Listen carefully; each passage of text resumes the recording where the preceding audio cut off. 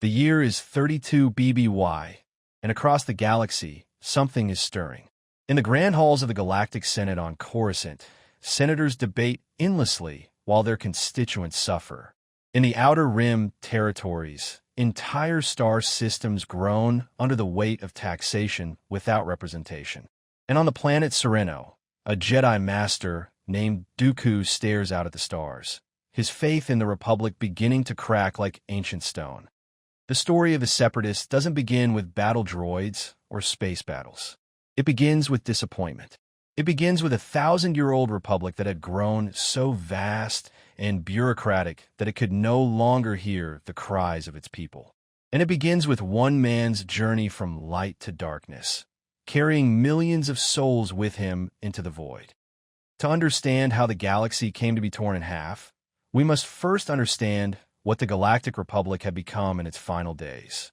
Picture, if you will, the ultimate democracy, a government spanning 25,000 worlds, representing trillions of beings across hundreds of species. For a millennium, this republic had stood as a beacon of peace and prosperity. The Jedi Order served as its guardians, and the Force itself seemed to bless this grand experiment in galactic civilization. But by the time young Anakin Skywalker was racing pod racers on Tatooine, cracks were showing in the Republic's foundation. The Outer Rim territories, those frontier worlds far from the gleaming spires of Corusont, found themselves bearing crushing tax burdens while receiving precious little in return. Trade routes were controlled by massive corporations that had grown powerful enough to maintain their own armies. The Senate, once a place of noble debate, had devolved into endless bureaucratic procedure and petty corruption. On the desert world of Naboo, this decay would first show its teeth. The Trade Federation, one of the galaxy's most powerful commercial entities, had grown frustrated with Republic regulations on their profitable ventures. When the Senate voted to tax the previously free trade zones, the Federation saw an opportunity. Why negotiate when you could simply take what you wanted? The blockade of Naboo was more than just a trade dispute. It was a test. Could the Republic respond decisively to aggression? Could it protect its member worlds when they came under attack? The answer, as young Queen Padme Amidala would discover, was a resounding no. The Senate debated while Naboo suffered. Committees formed to study the formation of committees. The bureaucratic maze had become so complex that even with clear evidence of illegal aggression, the Republic could not act. But someone was watching. Someone was learning. On the forested world of Serenno, Count Dooku observed these events with growing alarm. As a Jedi Master and former member of one of the galaxy's most noble houses, Dooku had served the Republic faithfully for decades. He had trained under the wise Yoda himself, and later guided his own apprentice, Qui-Gon Jinn. Yet now, as he witnessed the Republic's failure to protect its own citizens, something hardened in his heart. Dooku had always been different from other Jedi. Where they sought to suppress emotion, he channeled it. Where they avoided politics, he engaged with it. His aristocratic background had given him an understanding of power that many of his peers lacked. And unlike many Jedi who spent their time in meditation, Dooku spent his studying the galaxy's political and economic structures. What he saw disturbed him. The Trade Federation's actions on Naboo were not an aberration. They were a symptom. Across the galaxy, massive corporations had accumulated wealth and power that rivaled many planetary governments. The intergalactic banking clan could make or break entire star systems with their lending practices. The Techno Union controlled much of the galaxy's advanced manufacturing. The Commerce Guild regulated trade on thousands of worlds.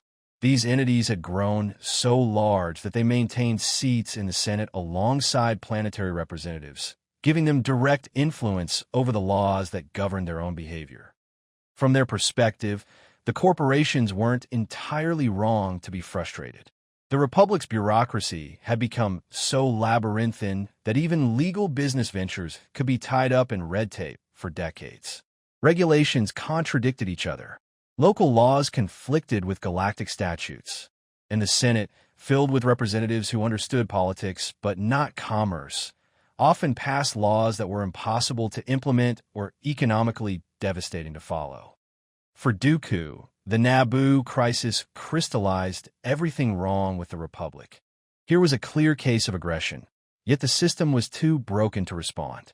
The very institutions meant to protect peace had become obstacles to justice. And the Jedi, bound by their code to serve the Republic, were complicit in this failure through their inaction. But there was another player in this game, one whose influence Dooku was only beginning to understand. Senator Sheev Palpatine of Naboo had played the crisis masterfully, using the Trade Federation's aggression to advance his own political career. In the span of a few days, he had gone from a relatively minor senator to Supreme Chancellor of the Republic. His rhetoric was compelling. He spoke of reform, of streamlining the bureaucracy, of restoring the Republic to its former glory.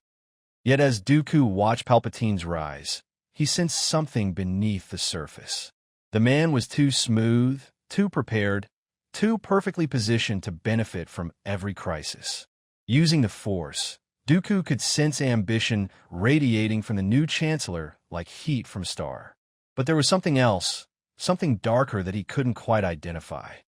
It was around this time that Dooku began to hear whispers of an ancient evil. The Sith, the Jedi's ancient enemies, were thought to have been extinct for 1,000 years. Yet on Naboo, a dark warrior had struck down Dooku's own former apprentice, Qui-Gon Jinn. The Jedi Council spoke of this assassin, Darth Maul, as an aberration, a single survivor of a dead order. But Dooku wasn't so sure. The pieces seemed too perfectly arranged.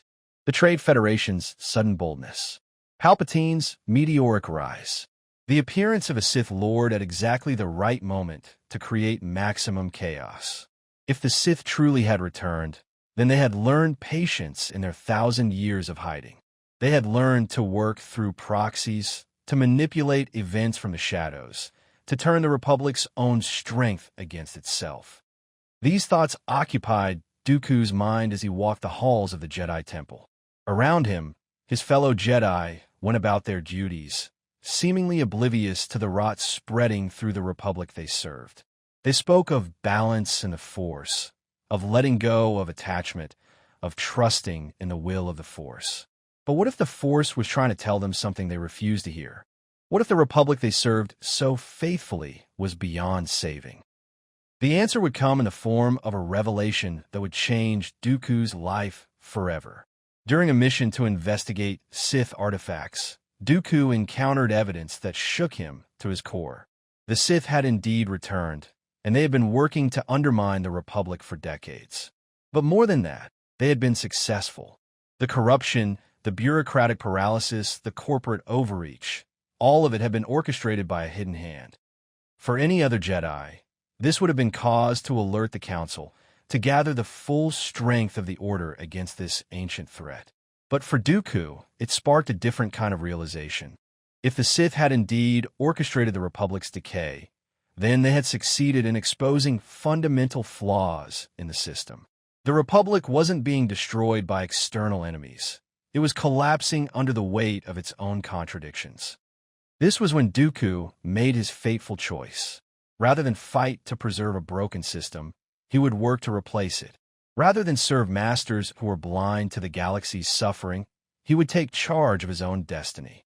And if the Sith truly were as powerful as they seemed, perhaps there was wisdom in their methods, if not their goals. The process of Dooku's fall was not sudden. It was a gradual slide that began with legitimate grievances and ended in the embrace of darkness. Each compromise made the next one easier. Each rationalization opened the door to greater evil. And all the while, a voice whispered in his ear, guiding him down the path to damnation. That voice belonged to Darth Sidious, the Dark Lord of the Sith who had orchestrated everything. From the Trade Federation's aggression to Palpatine's rise to power, Sidious had been pulling strings across the galaxy for decades. And now, he had identified the perfect apprentice, a disillusioned Jedi Master with the passion and knowledge needed to bring his plans to fruition. The recruitment of Dooku was a masterpiece of manipulation. Sidious didn't approach him as a Sith Lord demanding allegiance. Instead, he came as a concerned citizen, a hidden ally who shared Dooku's vision of a better galaxy. He provided evidence of the Republic's corruption, proof of the Jedi's failures, confirmation of everything Dooku had begun to suspect. And slowly, carefully, he began to turn Dooku's noble intentions toward darker purposes. By the time Dooku realized he was being manipulated, he was in too deep to turn back. Or perhaps he simply didn't want to. The power Sidious offered was intoxicating. The ability to reshape the galaxy according to his vision, to create a new order that would eliminate the chaos and corruption that plagued the Republic. All it would cost was his soul. The formal break came when Dooku publicly resigned from the Jedi Order. In a speech that shocked the galaxy, he denounced the Republic as irredeemably corrupt and the Jedi as blind servants of a failed system. He called for a new path forward, one that would put the needs of beings before the demands of bureaucracy, one that would be led by those with the vision and strength to make hard choices. Many who heard that speech saw it as the ravings of a fallen Jedi, a former hero consumed by bitterness and pride. But in the Outer Rim territories, on worlds that had suffered under Republic neglect and corporate exploitation, Dooku's words rang true. Here was someone who understood their pain, who spoke to their frustrations, who offered hope for something better. What they didn't know was that Dooku was no longer merely a disillusioned Jedi. In the shadows, he had knelt before Darth Sidious and accepted the title of Darth Tyrannus. He had embraced the dark side of the Force, trading his Jedi compassion for Sith passion, his commitment to peace for a dedication to power. The man who had once trained heroes was now learning to destroy them. But Dooku's fall was not complete. Even as Darth Tyrannus, he retained much of his former idealism. He genuinely believed that the galaxy would be better under Sith rule, that a strong central authority could eliminate the chaos and suffering he had witnessed. In his mind, he was still fighting for justice. He had simply chosen different methods. This self-deception would prove crucial to Sidious's plan. A purely evil apprentice would be useful, but a fallen idealist would be invaluable. Dooku's genuine passion for reform, corrupted though it was, would lend authenticity to the Separatist cause.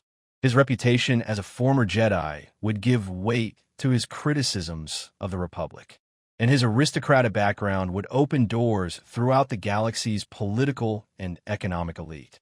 As Dooku returned to his ancestral home on Serenno, he began to put Sidious's plan into motion. Using his family's vast wealth and political connections, he reached out to systems that had grown dissatisfied with Republic rule. His message was simple. The Republic could no longer be reformed from within. It was time to build something new. The response was overwhelming. On Malastare, the Grand Government had grown tired of Republic meddling in their internal affairs. On Geonosis, the insectoid inhabitants resented the Republic's interference with their warrior culture. On Ryloth, the Twi'lek population had suffered under economic policies that favored core world interests over their own. Across the Outer Rim, entire species and civilizations felt abandoned by a government that seemed to care only about maintaining order in the galaxy's wealthy inner regions. But Dooku's most crucial recruits came from the galaxy's corporate sector. The Trade Federation, still smarting from their defeat on Naboo, saw an opportunity for revenge. The Techno-Union, frustrated by Republic regulations on artificial intelligence and weapons development, glimpsed a chance for unrestricted research. The Intergalactic Banking Clan, chafing under financial oversight laws, envisioned a new government that would appreciate the value of unrestricted commerce. These corporations brought more than just political support. They brought armies. In the years following the Naboo crisis, several major trade organizations have been granted the right to maintain armed forces for protection against pirates and raiders. The Trade Federation's droid army had been rebuilt and expanded. The Techno-Union had developed new generations of battle droids and automated weapons. The Banking Clan had funded private security forces across dozens of systems. What no one in the Republic realized was that these security forces were being quietly consolidated under Dooku's command. The same corporations that maintained their seats in the Senate and professed loyalty to the Republic were secretly building the largest military force the galaxy had seen in 1,000 years. The planning phase of what would become the Separatist movement took place in the shadows, far from the prying eyes of Republic intelligence or Jedi investigators. On remote worlds and in corporate boardrooms, Dooku met with potential allies, building a network of dissent that stretched across the galaxy. Each recruitment was carefully planned, each ally chosen for their specific capabilities and grievances. Some joined for idealistic reasons, genuinely believing that a new government could serve the galaxy better than the failing Republic. Others were motivated by greed, seeing opportunities for profit in the chaos of political upheaval. Still others were driven by revenge, nursing grudges against the Republic for real or imagined slights. Dooku welcomed them all, understanding that successful revolutions require diverse coalitions united by shared enemies rather than shared values. As this shadow network grew, Dooku began to plan for the moment when the Separatists would emerge from hiding.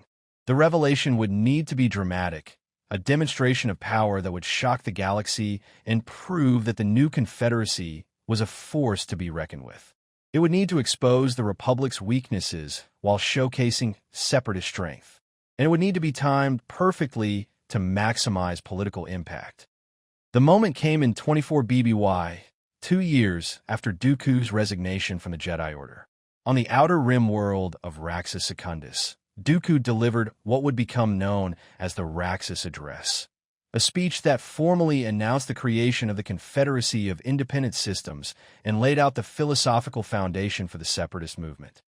Standing before a crowd of thousands, with holographic transmissions carrying his words to millions more across the galaxy, Dooku spoke with the passion of a true believer. He cataloged the Republic's failures, the bureaucratic paralysis that prevented swift action in crises, the corruption that allowed the wealthy to buy influence while the poor suffered, the military weakness that left member worlds vulnerable to aggression, and the moral decay that had infected every level of government. But Dooku didn't just criticize, he offered an alternative. The Confederacy of Independent Systems would be a leaner, more efficient government. It would prioritize the needs of its member worlds over the demands of distant bureaucrats.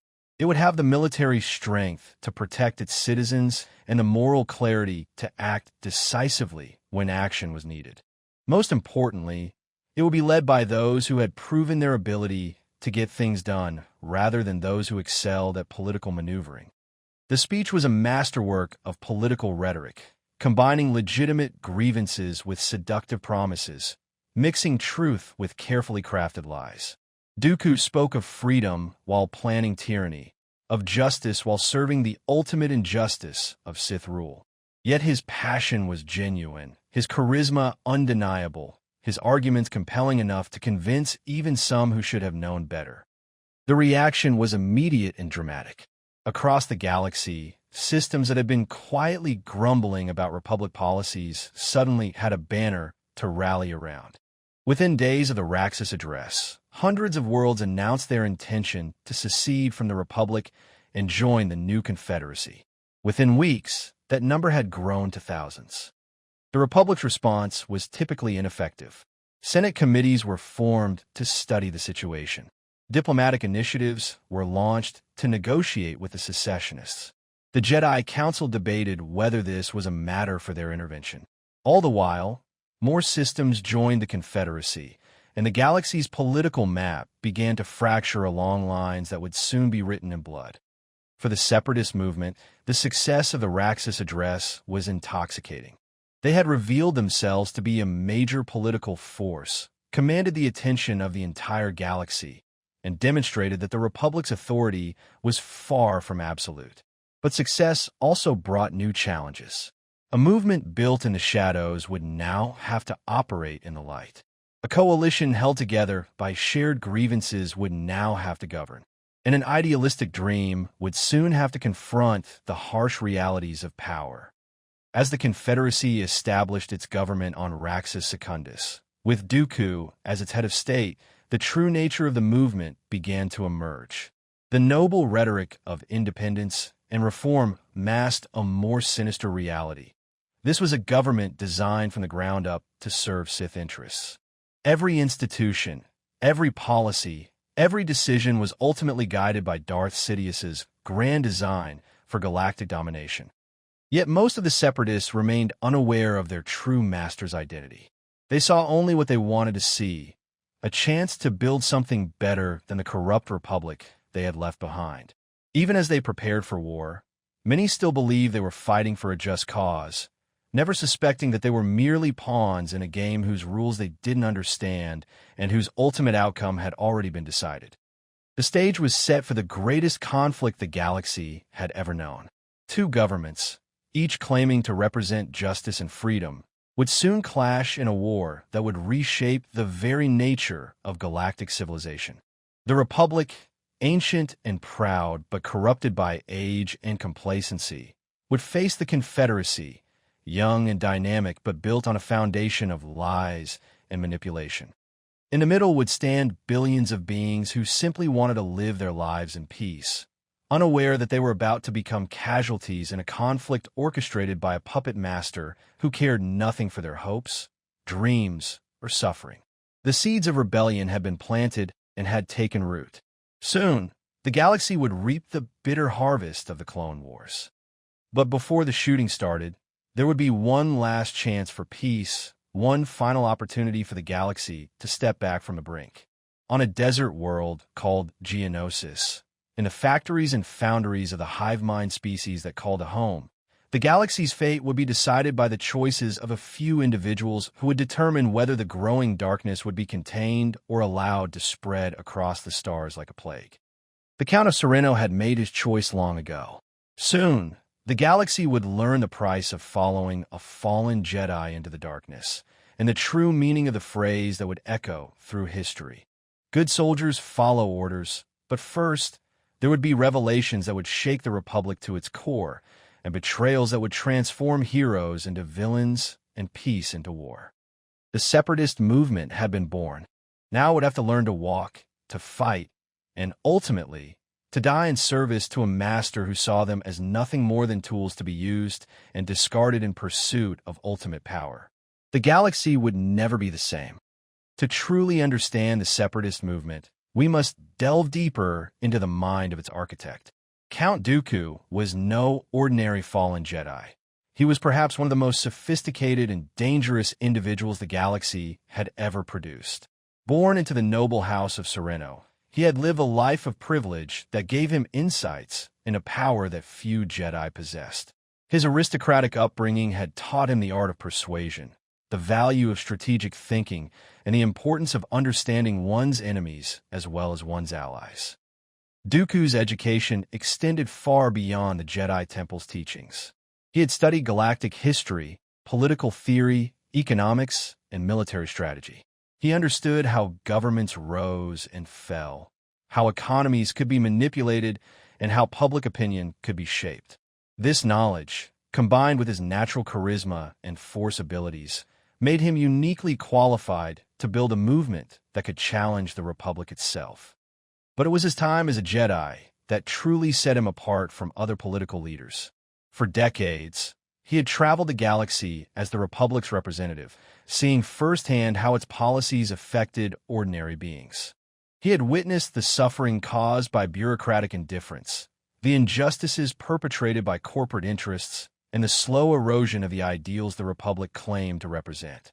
Unlike politicians who lived in the bubble of Coruscant's elite society, Dooku had seen the galaxy's problems from ground level. His break with the Jedi Order had been building for years before it became public. Fellow Jedi had noticed his growing criticism of the Republic, his willingness to question the Council's decisions, and his increasing involvement in political matters. Master Yoda, his former teacher, had sensed the darkness growing in his former apprentice, but had hoped that Dooku's wisdom would ultimately guide him back to the light. That hope would prove tragically misplaced. The transformation from Jedi Master to Sith Lord was not simply a matter of changing allegiances. It required a fundamental rewiring of Dooku's moral framework. The Jedi Code emphasized selflessness, peace, and service to others. The Sith embraced passion, power, and the pursuit of personal goals. For Dooku, this transition was eased by his genuine belief that his personal goals aligned with the galaxy's greater good. He convinced himself that his desire for power was actually a desire to serve, that his embrace of dark side emotions was justified by the nobility of his cause. This self-deception was crucial to Sidious's plan. A typical Sith apprentice might be powerful, but they would also be obviously evil, making them unsuitable as a political leader.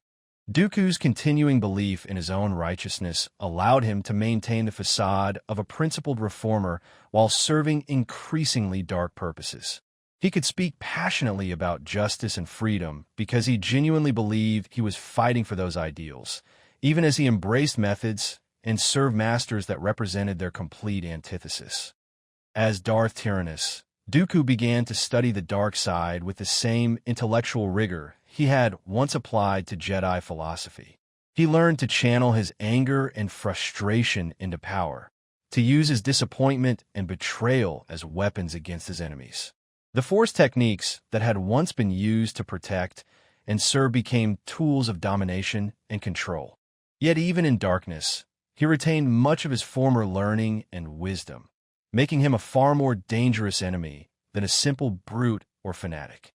While Dooku provided the political leadership and ideological foundation for the Separatist movement, its true strength came from the massive corporations that bankrolled and armed the rebellion. These entities represented some of the galaxy's most powerful economic interests, and their decision to throw their lot in with the Separatists was based on cold calculations of profit and power rather than idealistic visions of reform. The Trade Federation, led by the cunning Neimoidian Newt Gunray, had perhaps the strongest motivation for joining the Separatist cause. Their humiliating defeat on Naboo had cost them billions of credits and significant political influence. Worse, it had demonstrated that the Republic could, when properly motivated, take decisive action against corporate overreach. The Federation's leadership saw the Separatist movement as an opportunity for revenge against the Republic and a chance to operate without the constraints of galactic law. Gunray himself was a fascinating study in bureaucratic evil. Unlike the passionate ideologues who often led rebellions, he was motivated purely by greed and spite. He had risen through the Trade Federation's ranks through a combination of ruthless ambition and careful calculation, eliminating rivals and accumulating power with methodical precision. His decision to join the Separatists was not based on any grand vision of the future. It was simply the move that offered the best opportunity to increase his wealth and power while striking back at those who had humiliated him. The Federation brought more than just battle droids to the Separatist cause. Their vast commercial network provided intelligence about Republic activities across the galaxy. Their shipping infrastructure could move troops and supplies without attracting attention. Their financial resources could fund operations that individual planets could never afford. Most importantly, their experience in using force to achieve commercial objectives provided a template for the Separatist military strategy. The Techno-Union, under the leadership of the Skakoan Wat Tambor, represented a different but equally valuable set of capabilities. Where the Trade Federation excelled at logistics and finance, the Techno-Union specialized in manufacturing and technological innovation. Their factories on worlds like Mustafar and Foundry produced everything from basic battle droids to advanced starships, giving the Separatists a technological edge that the Republic would struggle to match. Tambor was in many ways the antithesis of Gunray. Where the Neimoidian was motivated by greed and revenge, the Skakoan was driven by an almost obsessive desire for technological perfection. He saw the Clone Wars not just as a chance for profit, but as an opportunity to test his creations in the ultimate laboratory of combat. His willingness to experiment with increasingly destructive weapons and tactics would make him one of the war's most dangerous figures, even as his dispassionate approach to mass destruction chilled even his Separatist allies. The intergalactic banking clan, headed by the Myun San Hill, provided the financial backbone that made the entire Separatist enterprise possible. Banking clans had historically maintained neutrality in galactic conflicts, understanding that war disrupted the stable economic conditions necessary for profitable lending. Hill's decision to openly support the Separatists represented a calculated gamble that a Confederate victory would create new opportunities for expansion and profit. Hill was perhaps the most coldly rational of the Separatist leaders. He understood better than anyone the economic realities underlying the conflict. The Republic's financial system was built on debt and taxation, with the central government constantly borrowing against future revenue to fund current operations. A leaner, more efficient Confederate government could potentially offer better terms for both borrowers and lenders. More cynically, a prolonged war would create massive opportunities for profitable lending to both sides, regardless of who ultimately won. The Commerce Guild and Corporate Alliance brought their own specialized capabilities to the Confederate cause. The Guild's control over trade routes and commercial regulations gave them the ability to strangle Republic commerce when necessary. The Alliance's diverse membership provided connections to countless smaller businesses and regional economic interests that might otherwise have remained loyal to the Republic. What made this corporate coalition so dangerous was not just their individual capabilities, but the way their different strengths complemented each other. The Trade Federation's logistics network could distribute the techno-union's manufactured goods. The banking clan's financial resources could fund projects developed by the corporate alliance's member companies. The Commerce Guild's trade route control could protect shipments organized by the Trade Federation. Together, they formed an integrated economic war machine that could challenge the Republic on every front simultaneously. Behind all of these machinations stood the dark figure of Darth Sidious, the master manipulator who had orchestrated every aspect of the Separatist rise to power. His genius lay not in his ability to control events directly, but in his talent for creating conditions where others would make the choices he wanted them to make. Rather than forcing corporate leaders to join the Separatist cause, he created circumstances where such a decision would seem logical and profitable. Sidious had been working to corrupt the Republic for decades before the Separatist movement emerged. As Senator Palpatine, he had helped draft the legislation that allowed corporations to maintain private armies. He had supported the trade route taxation that drove the Trade Federation to rebellion. He had blocked government reforms that might have addressed the corruption and inefficiency that alienated Outer Rim worlds. Every crisis that drove potential recruits toward the Separatist cause could be traced back to his influence. The Sith Lord's approach to recruitment was masterfully subtle. Rather than approaching potential allies directly, he used intermediaries and proxies to make contact. Corporate leaders found themselves in conversation with lobbyists and consultants who just happened to have connections to the growing Separatist movement. Planetary governors received visits from trade representatives who casually mentioned the benefits of Confederate membership. Military officers discovered that their supply contracts increasingly came from companies with Separatist sympathies. This indirect approach served multiple purposes. It protected Sidious from exposure, ensuring that even if individual recruiters were discovered, they could not reveal their ultimate master's identity. It made the recruitment process seem organic and voluntary rather than coercive. Most importantly, it allowed potential recruits to convince themselves that joining the Separatists was their own idea, making their commitment stronger and their eventual betrayal more painful. Sidious also understood the importance of timing in building a successful rebellion. The Separatist movement emerged at precisely the moment when Republic weakness was most apparent and corporate frustration was at its peak. The Naboo crisis had exposed the government's inability to respond to aggression. The Senate's continuing dysfunction provided daily evidence of bureaucratic failure. Economic policies favoring the core worlds over the Outer Rim had created widespread resentment among potential Confederate recruits. But perhaps most crucial was Sidious's manipulation of information. As a senator, he had access to classified intelligence about Republic military capabilities, economic conditions, and political vulnerabilities. This information, carefully leaked to Confederate leaders, gave them a devastating advantage in their planning. They knew exactly which systems were most likely to defect, which military units were unreliable, and which economic sectors were most vulnerable to disruption.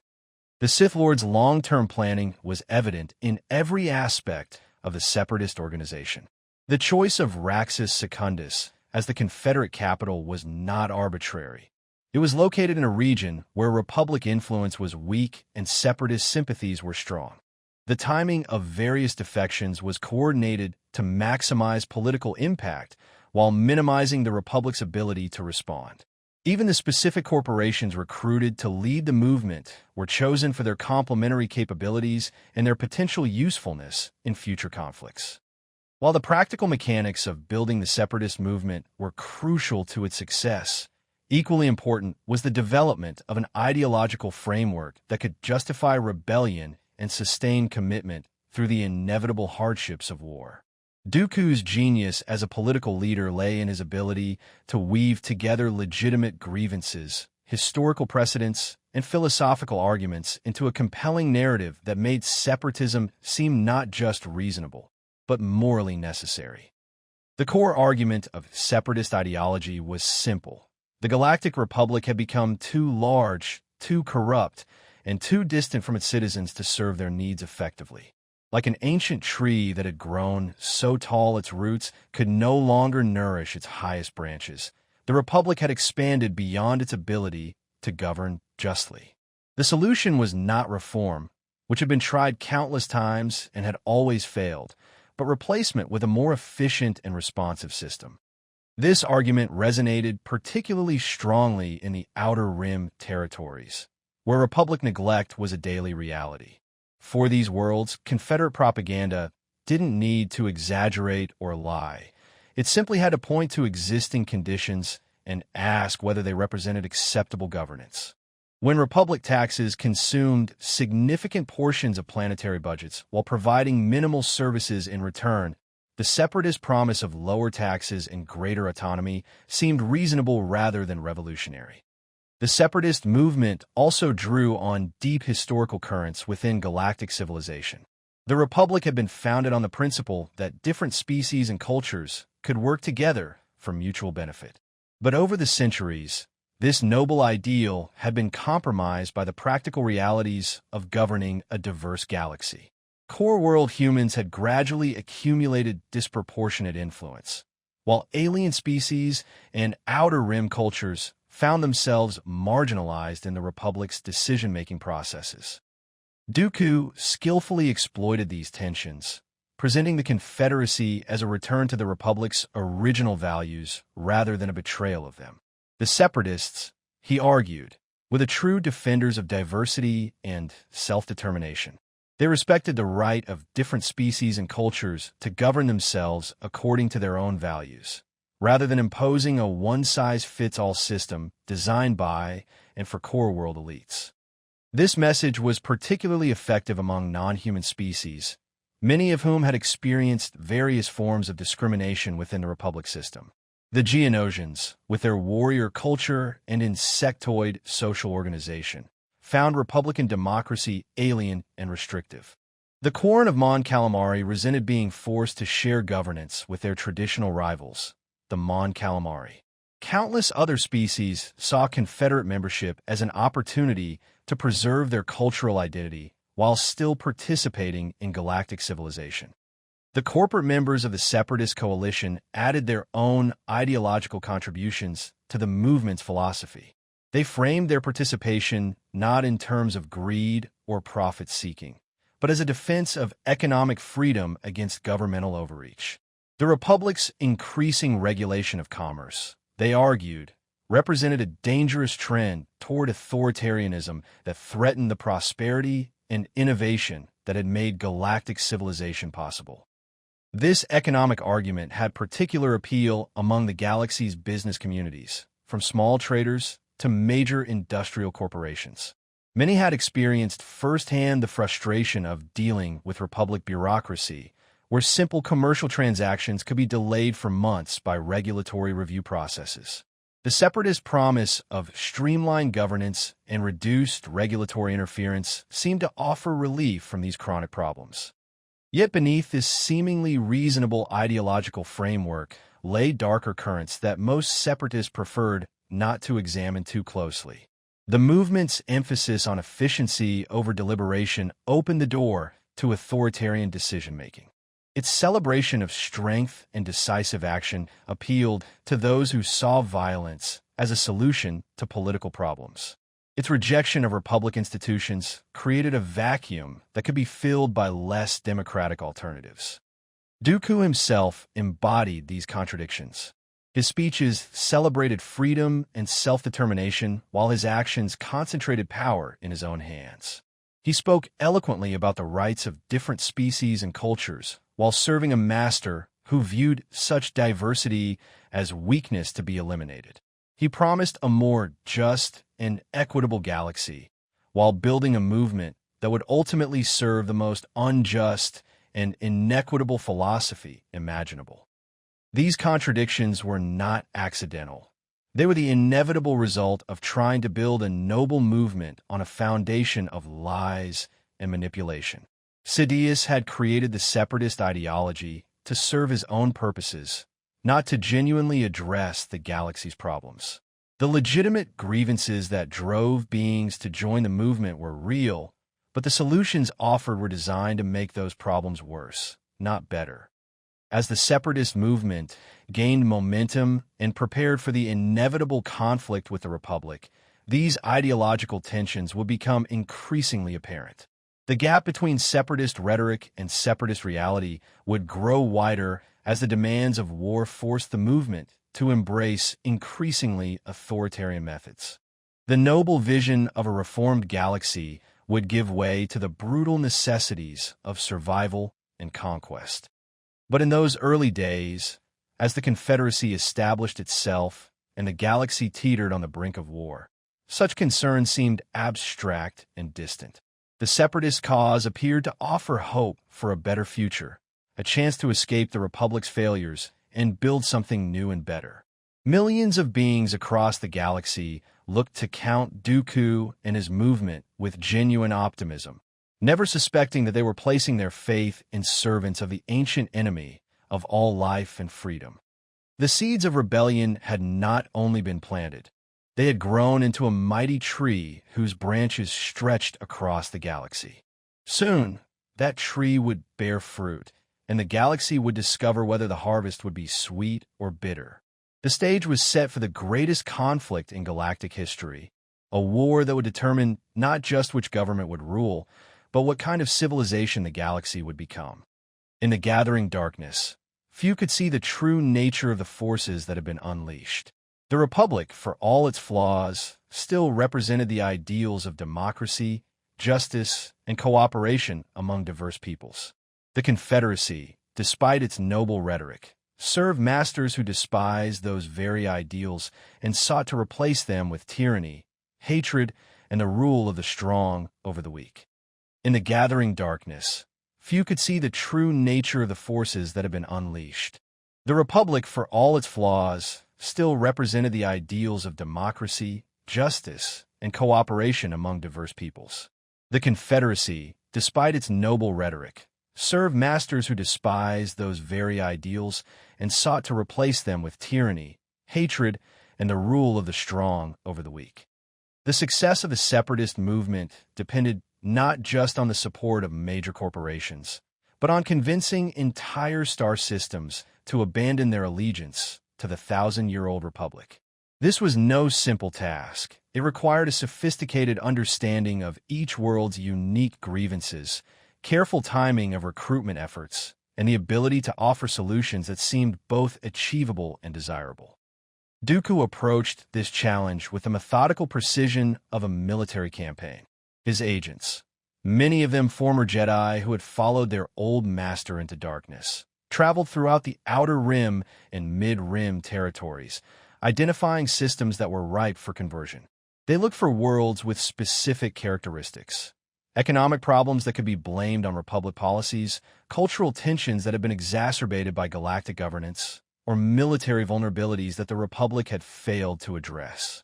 One of the earliest and most significant recruits was the planet Geonosis, whose insectoid inhabitants had long chafed under Republic restrictions on their traditional warrior culture.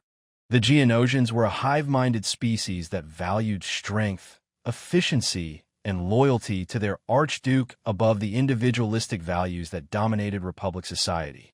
Their natural inclination toward hierarchical organization made them ideal candidates for a movement that, despite its rhetoric of freedom, was fundamentally authoritarian in structure.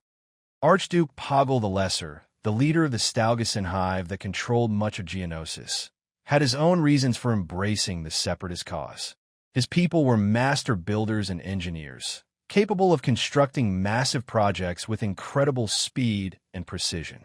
Yet Republic environmental and labor regulations had increasingly restricted their ability to undertake the kind of ambitious construction projects that were central to their culture.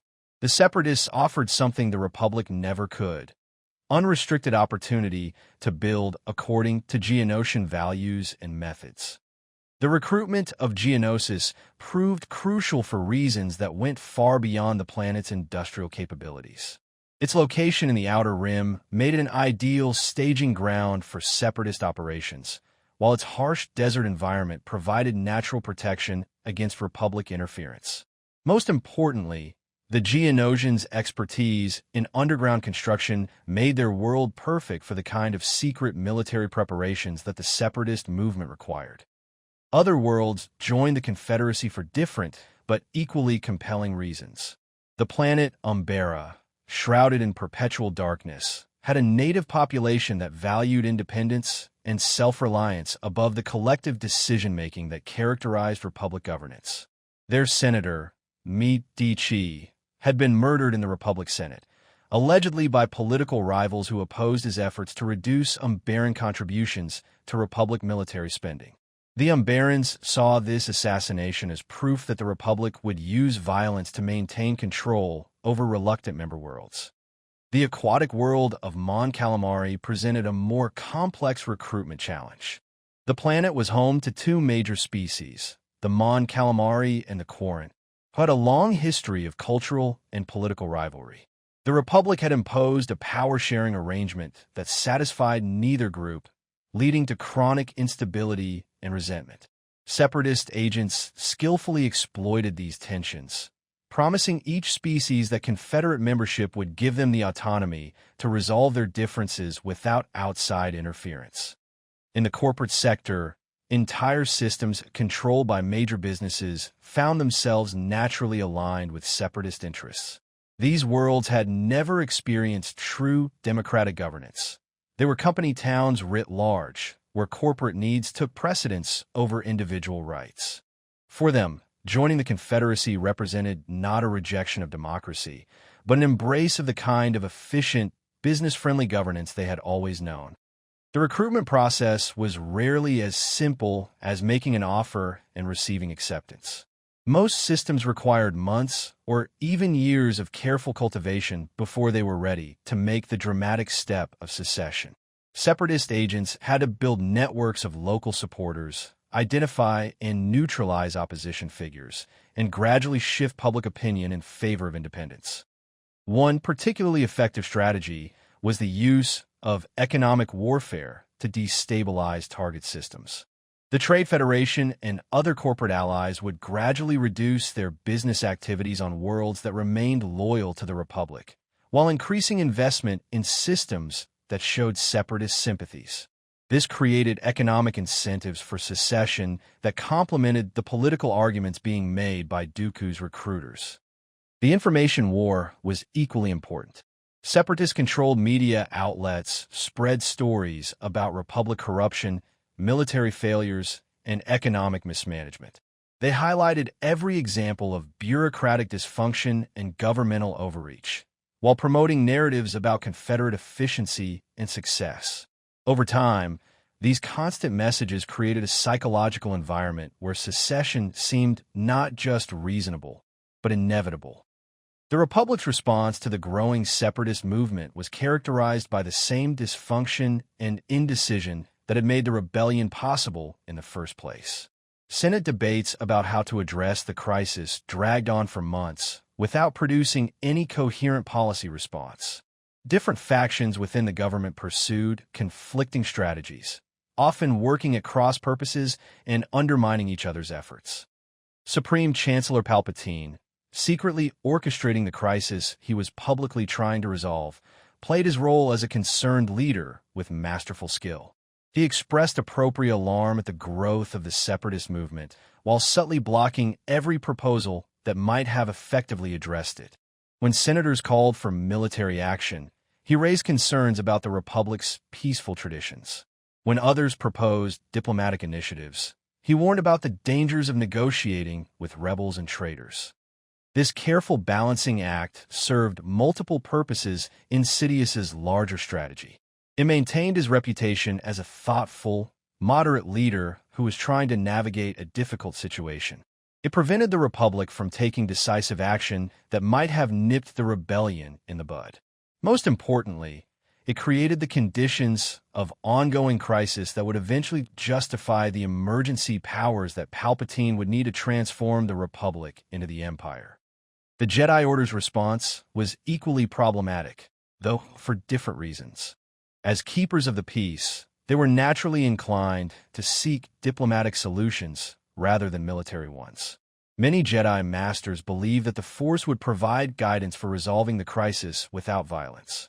Others worried that becoming involved in political conflicts would compromise their role as neutral guardians of justice. Master Yoda, who had trained Dooku decades earlier, felt a particular responsibility for his former apprentice's fall to the dark side. He authorized several secret missions to contact Dooku directly, hoping that personal appeals might succeed where political arguments had failed. These efforts were doomed from the start, not only because Dooku had already embraced the dark side, but because Sidious had anticipated them and coached his apprentice in exactly how to respond. The conversations between Yoda and Dooku during this period were tragic in their futility. The ancient Jedi Master appealed to memories of their shared past, to the ideals they had once served together, to the wisdom of the Jedi teachings they had both embraced. Dooku responded with seemingly reasonable arguments about the Republic's failures and the necessity of change, never revealing the true darkness that now motivated him. These failed diplomatic contacts had consequences beyond their immediate objectives.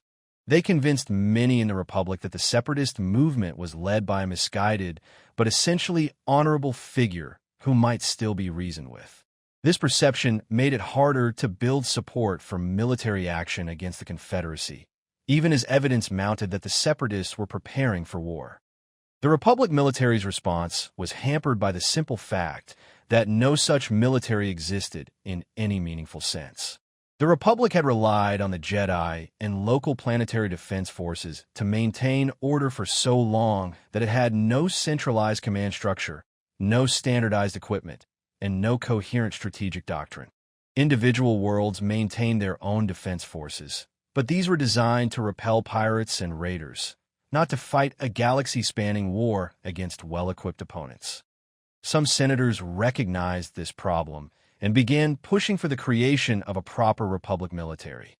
The Military Creation Act, proposed by Senator Ask-Ok of Malastare, would have authorized the formation of a grand army of the Republic with standardized training, equipment, and command structures. However, the proposal faced strong opposition from pacifist senators who feared that creating a military would make war more likely, and from fiscal conservatives who worried about the enormous cost of such a force. The debates over military preparation revealed deep philosophical divisions within the Republic about the proper use of force and the relationship between security and freedom. These debates were both genuine and orchestrated, real differences of opinion that were amplified and exploited by Sidious to prevent any effective response to the growing Confederate threat. While politicians debated and diplomats negotiated, the galaxy's corporate powers were already engaging in a shadow war that prefigured the larger conflict to come. Trade disputes escalated into economic warfare. Commercial rivalries became proxy battles between Republic loyalists and Separatist sympathizers. The veneer of civilized business competition gave way to sabotage, theft, and eventually outright violence. The Trade Federation led this escalation, using their vast commercial network to wage economic war against Republic-aligned businesses. Shipping routes that had operated reliably for decades suddenly became unavailable for companies that supported the Republic. Trade agreements were canceled due to regulatory complications. Entire markets were closed to businesses that refused to support the Separatist cause. This economic pressure was complemented by more direct forms of intimidation. Corporate facilities on Republic worlds experienced mysterious accidents and equipment failures. Key executives found themselves facing trumped-up legal charges or regulatory investigations. Security forces employed by Separatist-aligned corporations became increasingly aggressive in protecting their employers' interests. The Republic's response to this corporate warfare was typically inadequate. The complex web of galactic commerce made it difficult to prove that these incidents were coordinated rather than coincidental. The Republic's regulatory agencies were understaffed and underfunded, making them unable to investigate the wave of suspicious activities effectively. Most critically, many of the corporate entities engaging in this shadow war maintained seats in the Republic Senate, giving them inside information about government responses and the ability to influence policy in their favor. The Techno-Union's role in this escalating conflict was particularly ominous. Under Wat Tambor's leadership, they began developing new generations of battle droids and automated weapon systems. Officially, these were defensive systems designed to protect corporate facilities from criminal activity.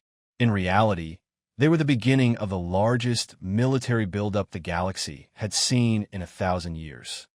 The development of these military technologies was carried out in secret facilities scattered across the Outer Rim. The Techno-Union's legitimate manufacturing operations provided cover for weapons development, while their extensive supply chains allowed them to acquire raw materials without attracting attention. By the time Republic intelligence became aware of the scale of Separatist military preparations, it was far too late to prevent them. The banking clan's contribution to this shadow war was more subtle but equally important. They provided the financial infrastructure that made large-scale military preparations possible, while using their control over credit and currency to pressure neutral systems into supporting the Separatist cause. Worlds that relied on banking clan loans found their credit lines restricted unless they showed appropriate sympathy for Confederate ideals. This financial warfare had effects that went far beyond immediate military considerations. It began to undermine confidence in the Republic's economic system, creating the kind of instability that would make beings more receptive to radical political changes.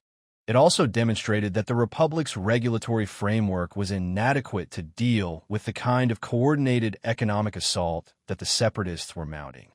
By 22 BBY, 2 years after the Raxus Address, it had become clear that the galaxy was heading toward armed conflict. The Separatist movement had grown from a political protest into a genuine alternative government with military capabilities that rivaled or exceeded those of the Republic. Diplomatic efforts to resolve the crisis had failed repeatedly, and economic warfare was escalating into actual violence.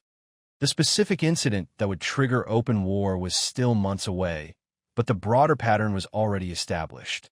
Two incompatible visions of galactic governance were approaching a collision that could only be resolved through force.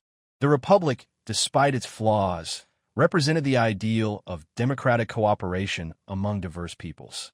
The Confederacy, despite its rhetoric, was evolving into an authoritarian system designed to serve the interests of its most powerful members.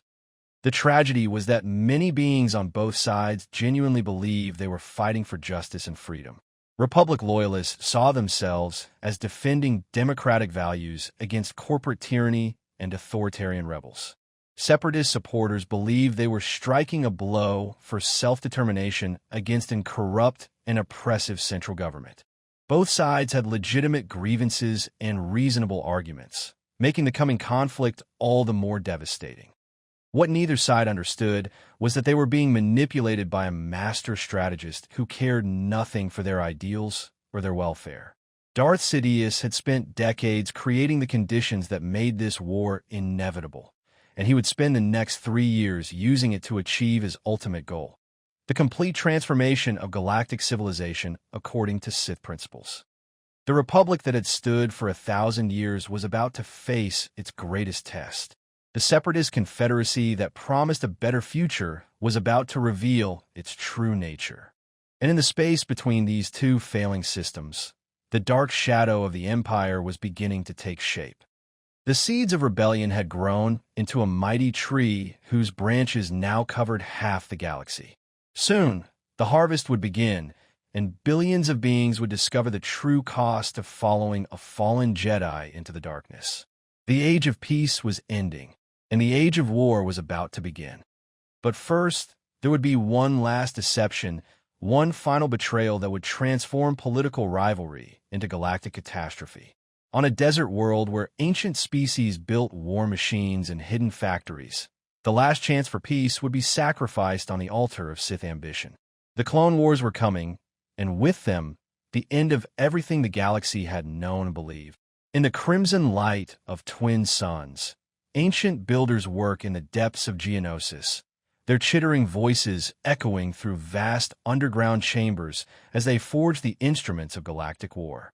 Above ground, the desert wind carries whispers of betrayal and the metallic scent of assembled armies. The year is 22 BBY, and the galaxy stands on the knife's edge between peace and catastrophe. What happens in the next few days will determine the fate of trillions of souls and reshape the very fabric of galactic civilization. The transformation of the separatist movement from political rebellion to military threat did not happen overnight.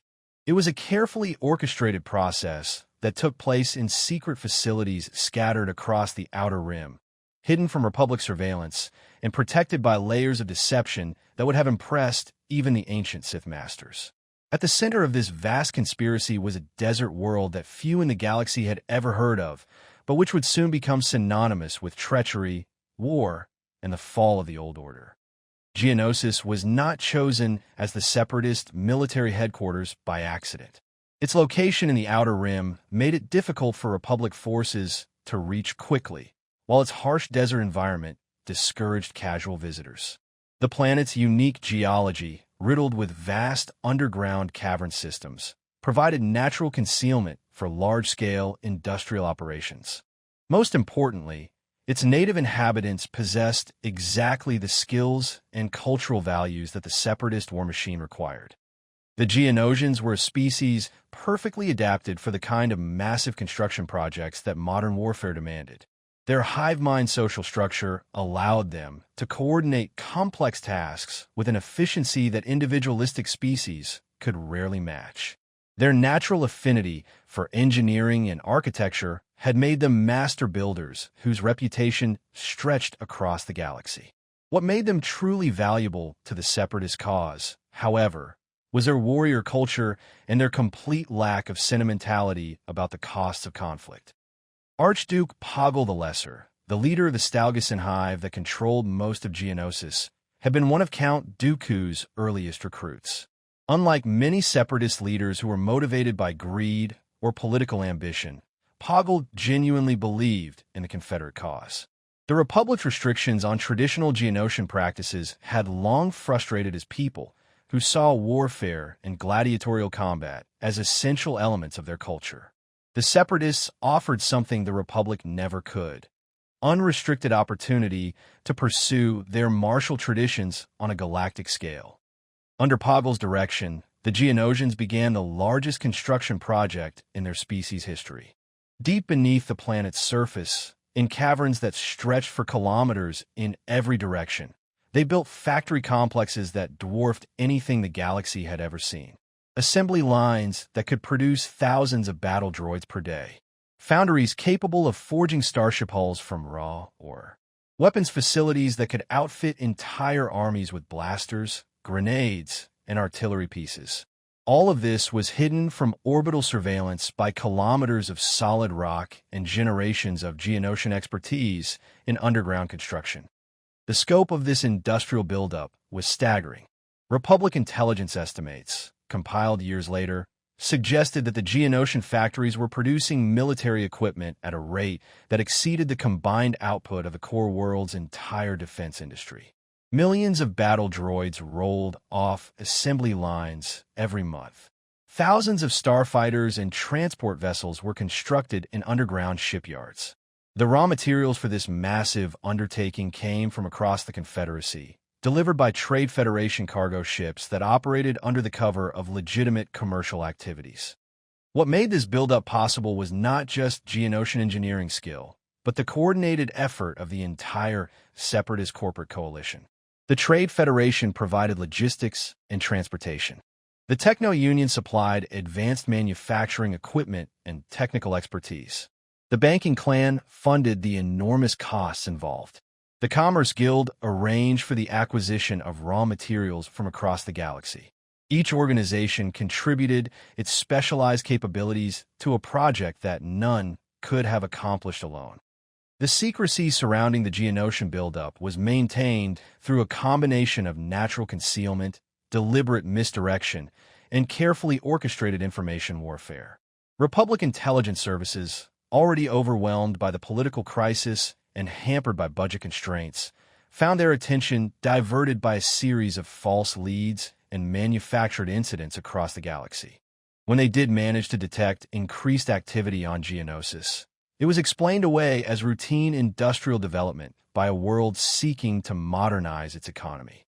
While the Geonosian factories churned out the hardware of war, Count Dooku was addressing an equally crucial need: the development of military leadership capable of commanding the vast forces being assembled. The Separatist military would require commanders who combined tactical brilliance with absolute loyalty to the Confederate cause. More importantly, they would need leaders who could inspire organic troops and coordinate droid armies in the kind of complex operations that galactic warfare demanded. Dooku's first and most important recruit was a being who would become one of the most feared military commanders in galactic history. General Grievous was not, as many Republic citizens would later believe, a purely artificial creation. He had once been a proud Kaleesh warrior named Kaimin Jai Shilal, whose people had fought a desperate war against their enemies, the Hook.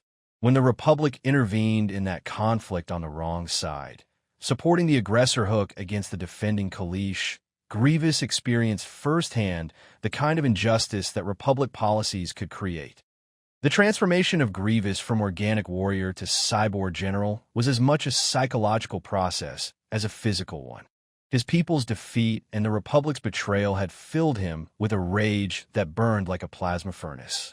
When Separatist agents approached him with an offer of revenge against the government that had destroyed his civilization, he embraced it with the fervor of a true believer. The extensive cybernetic modifications that followed were not just medical necessities. They were symbols of his complete rejection of his former life and his commitment to the Separatist cause. Under Dooku's personal tutelage, Grievous learned to channel his rage into tactical brilliance. The fallen Jedi Master taught him not just lightsaber combat techniques, but the art of military command. Grievous proved to be a remarkably quick study, combining his natural warrior instincts with a strategic mind that could coordinate complex multi-front campaigns. His cybernetic enhancements gave him capabilities that no purely organic being could match: lightning-fast reflexes, immunity to fatigue, and the ability to interface directly with droid command networks. What made Grievous truly dangerous, however, was not his individual capabilities, but his understanding of psychological warfare. He had learned from his own people's defeat that morale and fear could be more decisive than firepower or numbers. His reputation for brutality was carefully cultivated, designed to demoralize enemy forces before battle was even joined. Stories of his savagery spread throughout the Republic military, creating a psychological environment where his mere presence on a battlefield could tip the scales in the Confederacy's favor. The general's relationship with Count Dooku was complex and often tense. Grievous respected his master's strategic vision and political acumen, but he chafed under the restrictions that Dooku's broader plans sometimes imposed. The cyborg warrior was a creature of action who preferred direct confrontation to the subtle manipulations that characterized Separatist strategy. This tension would become more pronounced as the war progressed. But in the early days of the military buildup, it served to balance Grievous' aggressive instincts with Dooku's calculated planning. Dooku's second major military recruit represented a very different approach to warfare. Asajj Ventress was discovered on the war-torn world of Ratatak, where she had survived as a warlord in the chaos following her master's death. Unlike Grievous, who was motivated by political grievances and personal rage, Ventress was driven by a desperate hunger for purpose and belonging. Her traumatic past had left her emotionally damaged, but incredibly powerful in the Force, making her both a valuable asset and a potentially dangerous wild card. The development of Ventress as a military commander followed a different path than Grievous training, where the cyborg general excelled at large-scale strategic operations. Ventress was a specialist in surgical strikes and covert operations. Her Force abilities made her ideal for missions that required stealth, infiltration, and the kind of precise application of violence that could achieve maximum impact with minimal resources. She was, in essence, the perfect assassin for an organization that needed to accomplish its goals while maintaining plausible deniability. Ventress's training in the dark side of the Force was intensive and brutal. Dooku pushed her to embrace her anger, her pain, and her desire for revenge, channeling these emotions in a power that could be used against the Confederacy's enemies. The process was psychologically devastating, stripping away the last vestiges of her humanity and replacing them with a cold efficiency that made her one of the most effective killers in the galaxy. The relationship between Ventress and her master was complicated by the fundamental contradiction at the heart of Sith philosophy. The rule of two demanded that there could be only one master and one apprentice at any given time. Yet Dooku served as apprentice to Darth Sidious while training Ventress in the dark side. This created a situation where Ventress was simultaneously Dooku's most trusted lieutenant and his most dangerous potential rival. While Dooku assembled his military leadership team, the corporate members of the Separatist coalition were transforming their business empires into instruments of war. This process required not just the conversion of civilian production facilities to military purposes, but a fundamental reorganization of galactic commerce to support sustained conflict against the Republic. The Trade Federation's contribution to this effort was perhaps the most visible and dramatic. Under Newt Gunray's leadership, they had rebuilt and expanded their droid armies far beyond their pre-Naboo capabilities. The defeat on that world had taught them valuable lessons about the limitations of their original battle droid designs, leading to the development of new models that were more effective in combat and more resistant to the kind of improvised tactics that had defeated them before. The Federation's new military doctrine emphasized overwhelming numerical superiority rather than individual unit effectiveness.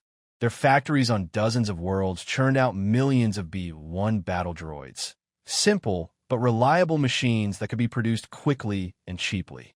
More importantly, they developed the logistics networks necessary to deploy these vast armies across the galaxy, using their commercial shipping infrastructure to move troops and supplies with unprecedented efficiency. Gunray himself had undergone a transformation that paralleled the militarization of his organization.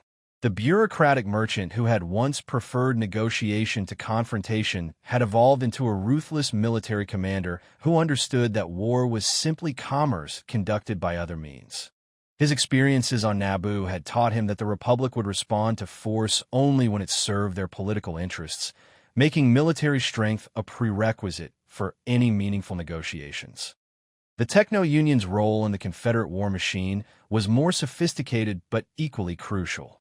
Under Wat Tambor's direction, they had developed new generations of military technology that gave the Separatists significant advantages over Republic forces. Their super battle droids were individually superior to anything in the Republic's arsenal, while their specialized units, destroyer droids, droidekas, and heavy assault platforms, provided capabilities that organic troops simply could not match. Tambor's approach to military technology development was characterized by a cold efficiency that reflected his species' cultural values. He saw warfare as an engineering problem to be solved through the application of superior technology and rational planning. Emotional considerations like mercy, honor, or the protection of civilians were irrelevant variables that only complicated the calculations necessary for victory. This perspective made him incredibly effective at developing weapon systems, but it also made him one of the most dangerous figures in the Confederate leadership. The Techno-Union's manufacturing capabilities were distributed across dozens of worlds, making them nearly impossible for Republic forces to completely eliminate. Their modular production systems could be quickly relocated if threatened, while their standardized designs allowed different facilities to produce interchangeable components that could be assembled into finished weapons at secure locations. This distributed approach to manufacturing would prove crucial as the war progressed and Republic forces began targeting Confederate industrial facilities. The intergalactic banking clan's contribution to the war effort was less visible but equally important. Under Sandhill's leadership, they had created the financial infrastructure necessary to sustain a galaxy-spanning conflict. Their credit networks allowed Confederate forces to purchase supplies and equipment across the galaxy, while their currency manipulation capabilities could destabilize Republic economic systems in targeted regions. Hill's approach to war financing was ruthlessly pragmatic. He understood that prolonged conflict would create enormous opportunities for profit, regardless of which side ultimately won. The banking clan's loans to both the Confederacy and individual Republic worlds created a web of financial obligations that made neutral systems increasingly dependent on Confederate goodwill. More cynically, the profits from war financing would provide the resources necessary to rebuild whatever civilization emerged from the conflict.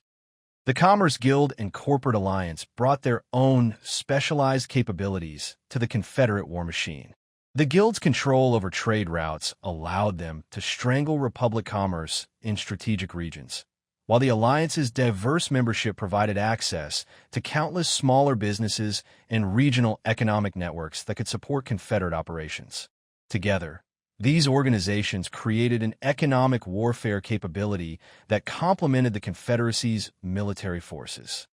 As the military buildup on Geonosis neared completion, Count Dooku made preparations for a gathering that would mark the final transition from political movement to military alliance. The meeting would bring together the leadership of every major Confederate organization for the first time, allowing them to coordinate their plans for the coming conflict and formally commit to the path of war. The timing of this gathering was crucial. Republic intelligence was beginning to piece together evidence of Confederate military preparations, making it increasingly difficult to maintain the fiction that the Separatist movement was purely political in nature.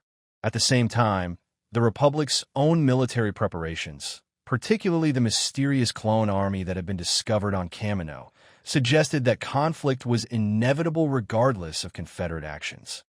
The location chosen for this meeting was not accidental. Deep beneath Geonosis' surface, in a chamber carved from solid rock and protected by multiple layers of security, the Confederate leadership could speak freely without fear of Republic surveillance. The chamber itself was a marvel of Geonosian architecture, with soaring ceilings and intricate geometric patterns that reflected their species' aesthetic preferences. More practically, it was equipped with holographic projection systems that would allow participants to communicate with allies across the galaxy. The participants in this gathering represented the full scope of Confederate power and ambition. Count Dooku, as the movement's political leader, would preside over the proceedings and coordinate the various commitments being made. General Grievous would represent the military leadership, outlining the strategic plans that had been developed for the coming conflict. Archduke Poggle would speak for the industrial capabilities that would sustain the war effort. The corporate representatives each brought their own agendas and concerns to the meeting. Newt Gunray of the Trade Federation was primarily interested in revenge against the Republic for the humiliations his organization had suffered. Wat Tambor of the Techno-Union was focused on the technological challenges of coordinating droid armies across multiple theaters of operation. Sandhill of the banking clan was concerned with the financial arrangements that would fund the war effort. Lesser figures from the Commerce Guild, Corporate Alliance, and other Confederate organizations also attended, each representing specialized capabilities and regional interests that would be crucial to the war effort. Together, they constituted the most powerful collection of military, industrial, and financial resources that the galaxy had seen since the founding of the Republic itself. The agenda for this meeting was both practical and ceremonial. On the practical side, the participants needed to coordinate their military plans, establish command structures, and resolve logistical challenges that could affect the coming conflict. They needed to agree on strategic objectives, tactical doctrines, and rules of engagement that would govern Confederate operations. Most importantly, they needed to formally commit their organization's resources to the war effort. The ceremonial aspects of the gathering were equally important. The participants were not just business partners coordinating a commercial venture. They were revolutionaries preparing to overthrow the established order of galactic civilization. The solemnity of their commitment needed to be marked by appropriate ritual, creating psychological bonds that would sustain them through the inevitable hardships of warfare. As the representatives gathered in the underground chamber, each was acutely aware that they were participating in a historic moment. The decisions made in this meeting would determine not just the course of the coming war, but the shape of whatever civilization emerged from it. They were gambling everything: their organizations, their personal fortunes, their very lives, on the belief that the Confederacy could succeed where countless other rebellions had failed. The secret gathering on Geonosis marked more than just a coordination meeting. It represented the moment when the Separatist movement crossed the line from political opposition to active rebellion. The commitments made in that underground chamber would make peaceful resolution of the crisis impossible, ensuring that the galaxy's fate would be decided on the battlefield rather than in the Senate chamber. Count Dooku opened the proceedings with a speech that captured both the idealism and the ruthlessness that characterized the Confederate cause. He spoke eloquently about the Republic's failures and the necessity of change, but he also made clear that such change could only be achieved through force. The time for negotiation and compromise had passed. The moment for decisive action had arrived. The military plans outlined by General Grievous were breathtaking in their scope and ambition. The Confederacy would not simply defend its member worlds against Republic retaliation. It would launch a coordinated offensive designed to cripple the Republic's ability to wage war. Key industrial worlds would be captured or destroyed. Strategic hyperspace routes would be seized and fortified.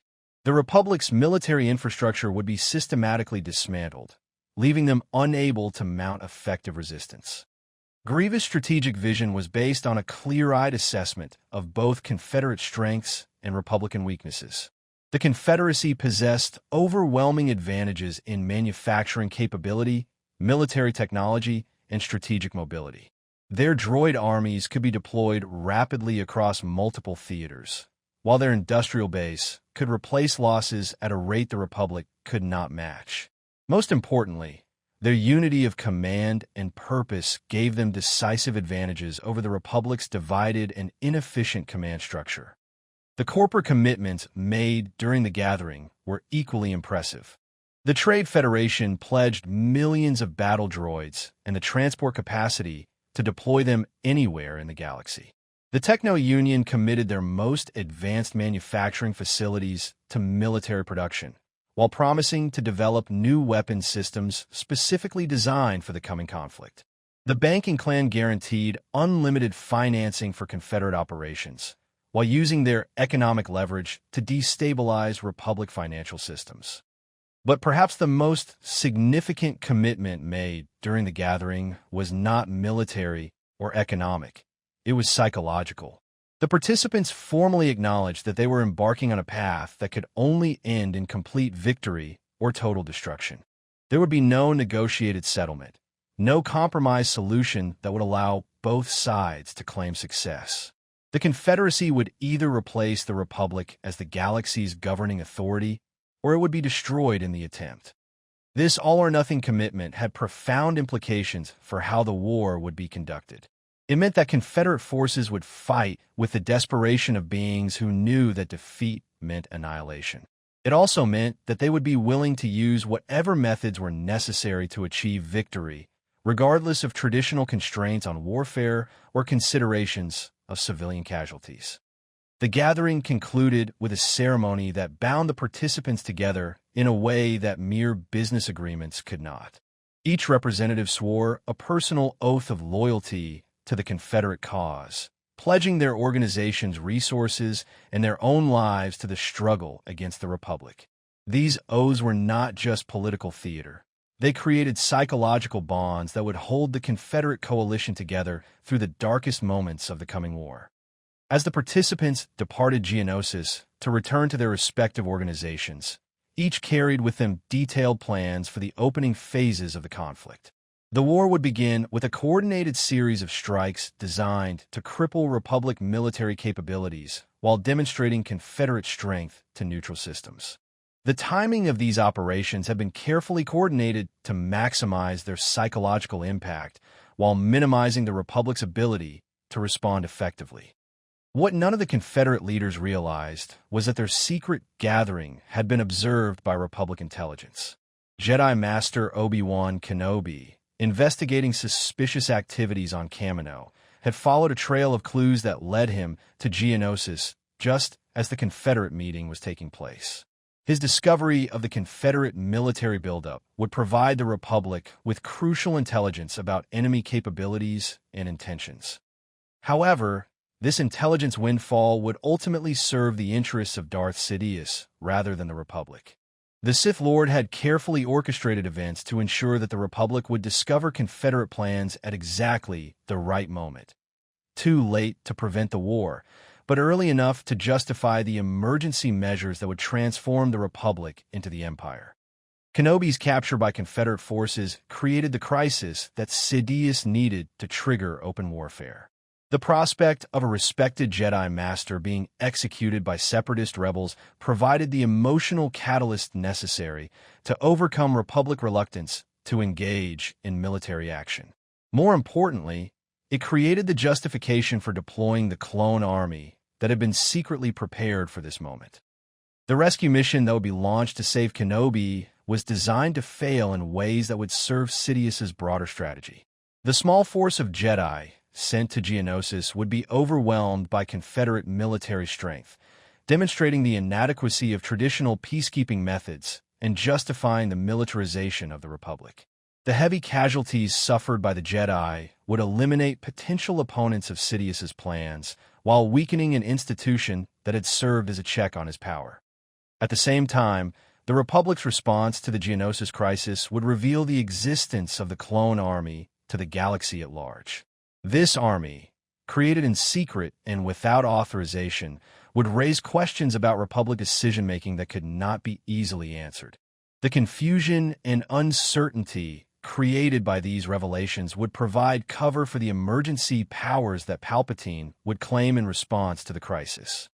The trap that had been set for the Republic was elegant in its complexity. Every action they took in response to the Confederate threat would serve Sidious's interests. If they negotiated, they would appear weak and divided. If they fought, they would legitimize the militarization of galactic politics. If they won quickly, they would have eliminated a useful enemy. If they became bogged down in prolonged conflict, they would gradually surrender their democratic institutions to the demands of wartime efficiency. As Confederate forces prepared for the opening battles of the war, Count Dooku made final preparations for his role in the conflict. His public persona as a principled rebel leader would be crucial to maintaining Confederate morale and legitimacy, but his true identity as Darth Tyrannus required him to serve his master's interests even when they conflicted with Confederate success. This fundamental contradiction would shape every aspect of Dooku's leadership during the war. He would fight brilliantly to advance Confederate interests, but he would always ensure that the Confederacy remained dependent on Sidious's guidance and support.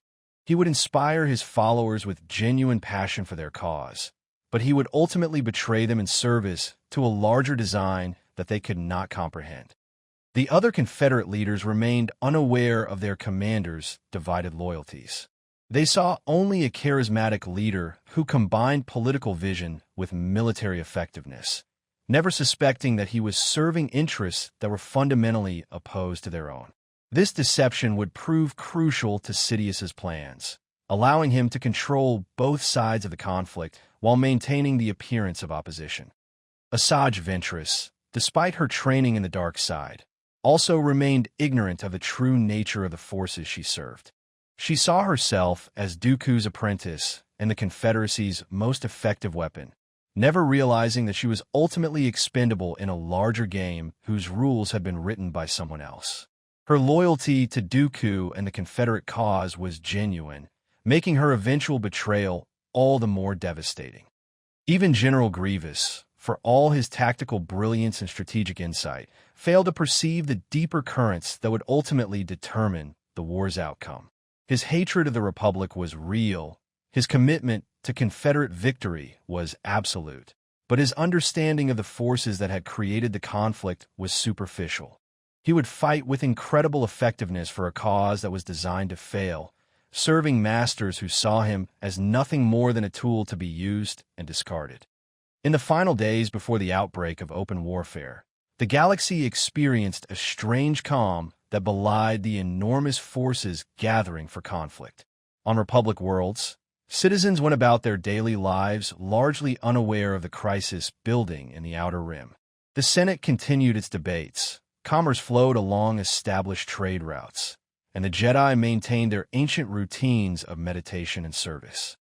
This illusion of normalcy was carefully maintained by both sides for their own reasons. The Republic leadership, dominated by Palpatine's faction, wanted to avoid panic that might interfere with their carefully laid plans. The Confederate leadership needed time to complete their military preparations and coordinate the opening moves of their campaign. Both sides understood that the element of surprise would be crucial in the coming conflict. Beneath this surface calm, however, the galaxy was already beginning to polarize along the lines that would define the war. Business relationships between Republic and Confederate worlds were quietly severed. Diplomatic contacts were reduced to the bare minimum necessary to maintain the pretense of peaceful intentions. Military forces on both sides moved to positions that would optimize their effectiveness when hostilities commenced. The Jedi Order, traditionally the Republic's most reliable guardians, found themselves increasingly isolated and uncertain. Many Jedi Masters sensed the growing darkness in the Force, but could not identify its source or nature. Others focused on their traditional roles as peacekeepers, hoping that their intervention could prevent the slide toward war. A few, including Master Yoda, began to suspect that the crisis was being orchestrated by forces beyond their understanding, but even they could not grasp the full scope of the deception being perpetrated against them. On Confederate worlds, the mood was very different. There was a sense of excitement and anticipation that came from finally taking action after years of frustration and political maneuvering. The corporate leaders who had joined the movement saw opportunities for profit and expansion that had been impossible under Republic rule. The planetary governments that had seceded looked forward to the greater autonomy and self-determination that Confederate victory would bring. What none of them realized was that they were participants in a carefully orchestrated tragedy that would consume millions of lives and destroy the civilization they claimed to be fighting for. The war that was about to begin would be unlike anything the galaxy had ever experienced, not just in its scale and destructiveness, but in its fundamental dishonesty. Both sides would fight with genuine conviction for causes that were ultimately serving the interests of their mutual enemy. The specific incident that would trigger the Clone Wars was still unfolding as Confederate forces made their final preparations. Obi-Wan Kenobi's investigation of the clone army had led him to Geonosis, where his discovery of Confederate military preparations would provide the spark that ignited galactic conflict. His capture by Confederate forces would create the crisis that both sides had been preparing for, the moment when political rivalry would transform into open warfare. The rescue mission that would be launched to save Kenobi represented everything that was about to change in galactic politics. A small force of Jedi, operating under traditional peacekeeping protocols, would be sent to negotiate the release of their captured colleague.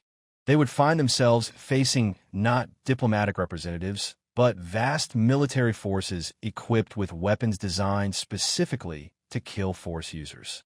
The age of the Jedi as effective peacekeepers would end in the gladiatorial arenas of Geonosis, replaced by the age of clone armies and droid legions.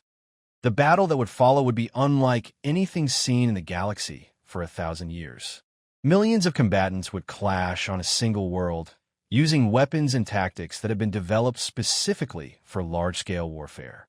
The Republic's clone army would face the Confederacy's droid forces in a conflict that would demonstrate the industrial capacity and military sophistication that both sides had been developing in secret. But the most significant aspect of the coming battle would not be its scale or its tactical innovations. It would be its fundamental dishonesty. The beings who would fight and die on Geonosis would believe they were serving causes like freedom, justice, and self-determination. In reality, they would be pawns in a game designed to destroy everything they claimed to be fighting for. The Clone Wars would begin with a lie, continue with deception, and end with betrayal on a scale that would reshape galactic civilization. As the last hours of peace ticked away, the galaxy stood on the threshold of its greatest transformation. The 1,000-year reign of the Republic was about to end, replaced by something darker and more terrible than anyone could imagine.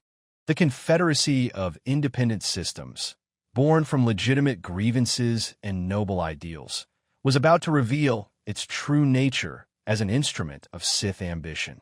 And in the space between these two failing systems, the shadow of the Empire was beginning to take its final form. The seeds of rebellion had grown into a mighty tree whose branches now covered half the galaxy. The harvest was about to begin, and its fruit would be bitter beyond measure. The Clone Wars were coming, and with them, the end of everything the galaxy had known and believed.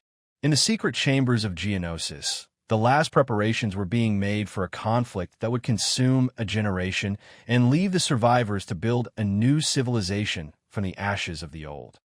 The galaxy was about to learn the true cost of following fallen angels into the darkness, and the price of trusting those who promise salvation while serving damnation. The age of heroes was ending, and the age of soldiers was about to begin. While the political drama played out in senatorial chambers and diplomatic suites, the true story of the Separatist transformation was being written in the industrial complexes that stretched beneath Geonosis' surface. Here, in caverns that had been carved from solid rock over millennia, the largest military manufacturing operation in galactic history was reaching its crescendo. The scale of the Geonosian production facilities defied comprehension. Assembly lines stretched for kilometers through underground chambers, each one dedicated to a specific component of the Confederate war machine. In one vast hall, B-1 battle, droids marched off production lines at a rate of thousands per hour, their photoceptors glowing to life as they joined the ranks of their mechanical brethren. In another, the more sophisticated B-2 super battle droids underwent final calibration procedures, their heavy weapon systems being tested against reinforced targets that simulated Republic armor. The coordination required for this massive undertaking was a testament to Geonosian organizational abilities. Different hives specialized in different aspects of production, with the Stalvison hive under Poggle the Lesser serving as the primary coordinator. The warrior engineers who supervised the assembly lines communicated through a complex combination of pheromone signals and ultrasonic chittering that allowed them to coordinate activities across vast distances without alerting potential surveillance systems. What made the Geonosian operation truly revolutionary was not just its scale, but its integration with the broader Confederate supply network. Raw materials flowed in from dozens of worlds, processed through Trade Federation shipping networks that disguised military cargo as civilian commerce. Specialized components arrived from techno-union facilities scattered across the Outer Rim, designed to precise specifications that would ensure compatibility with Geonosian manufacture base units. The security measures protecting this massive operation were as sophisticated as the production processes themselves. Multiple layers of concealment hid the true extent of the manufacturing facilities from orbital surveillance. False cavern entrances led to decoy installations filled with obsolete equipment, while the real production facilities remained hidden behind kilometers of solid rock. Automated defense systems, controlled by specialized tactical droids, were programmed to eliminate any unauthorized visitors who managed to penetrate the outer security perimeters. The workers who labored in these underground factories were not all Geonosians. The massive scale of the operation required additional labor that the native population alone could not provide. Indentured workers from across the Confederacy toiled alongside their insectoid supervisors, bound by contracts that ensured their silence and loyalty. These beings came from worlds that had suffered under Republic policies, motivated by a combination of genuine political conviction and economic necessity. The conditions in the deep factories were harsh, even by Geonosian standards. The air was thick with industrial fumes and metallic dust, while the constant noise of machinery made verbal communication nearly impossible. Workers labored in shifts that stretched for days at a time, sustained by stimulants and driven by the knowledge that their efforts were contributing to a cause greater than themselves. Casualties from industrial accidents were common, but the dead were quickly replaced by new volunteers who saw factory work as their contribution to the liberation of the galaxy. As the Geonosian factories reached peak production, the first complete droid legions began to emerge from the underground complexes. These were not the crude automatons that had failed so spectacularly on Naboo, but sophisticated military units designed specifically for the challenges of galactic warfare. Each droid was equipped with advanced targeting systems, improved power cells, and tactical programming that had been refined through extensive battlefield simulations. The B-1 battle droids that formed the backbone of the Confederate Army had been completely redesigned since their defeat on Naboo. Their new models featured improved armor plating, more reliable weapon systems, and enhanced communication arrays that allowed them to coordinate with other units in ways that their predecessors could not. More importantly, their tactical programming had been updated to incorporate lessons learned from that earlier conflict, making them more adaptable and less vulnerable to the improvised tactics that had defeated them before. The B-2 super battle droids represented a quantum leap in Confederate military technology. These massive units combined the firepower of heavy weapons platforms with the mobility of individual soldiers, creating battlefield capabilities that organic troops simply could not match. Their thick armor plating could withstand direct hits from most Republic weapons, while their integrated wrist-mounted blasters could penetrate standard clone trooper armor at significant range. But perhaps the most impressive creations to emerge from the Geonosian factories were the specialized combat units designed for specific tactical roles. Destroyer droids, or droidekas, were mobile weapons platforms that could transform from wheel mode to combat configuration in seconds, deploying personal shield generators that made them nearly invulnerable to small arms fire. These units were designed to break through fortified positions and create gaps in enemy lines that could be exploited by follow-up forces. The programming that controlled these mechanical warriors was as sophisticated as their hardware. Each droid was equipped with tactical algorithms that had been developed through extensive analysis of Republic military doctrine and battlefield performance. They could adapt to changing battlefield conditions, coordinate complex maneuvers with other units, and even learn from their combat experiences to improve their performance in future engagements. What made the Confederate droid armies truly revolutionary was not just their individual capabilities, but their integration into a unified command structure that could coordinate operations across multiple star systems simultaneously. Central command centers, protected deep within Geonosian facilities, maintained constant communication with droid units throughout Confederate space. This allowed for strategic coordination on a scale that had never been attempted before, with entire army groups being redeployed based on real-time intelligence and changing tactical requirements. The logistics systems that supported these vast droid armies were equally impressive. Automated supply ships, crewed entirely by droids, could deliver replacement units and equipment to any battlefield in Confederate space within hours of receiving orders. Mobile factories, built into the hulls of massive cargo vessels, could produce replacement droids en route to combat zones, ensuring that Confederate forces always had access to reinforcements regardless of their distance from primary manufacturing centers. While the Confederate military buildup emphasized droid armies and automated systems, the movement also relied heavily on organic troops whose motivations and capabilities were very different from their mechanical counterparts. These beings came from across the galaxy, drawn to the Separatist cause by a complex mixture of idealism, grievance, and opportunism that reflected the diverse nature of the Confederate coalition. Many of the organic soldiers who joined Confederate forces were motivated by genuine political conviction. They came from worlds that had suffered under Republic policies, species that had been marginalized by core world dominance, and cultures that valued independence over security. For these beings, military service with the Confederacy represented not just a job or an adventure, but a chance to fight for principles they genuinely believed in. The Geonosians themselves provided some of the most effective organic troops in the Confederate military.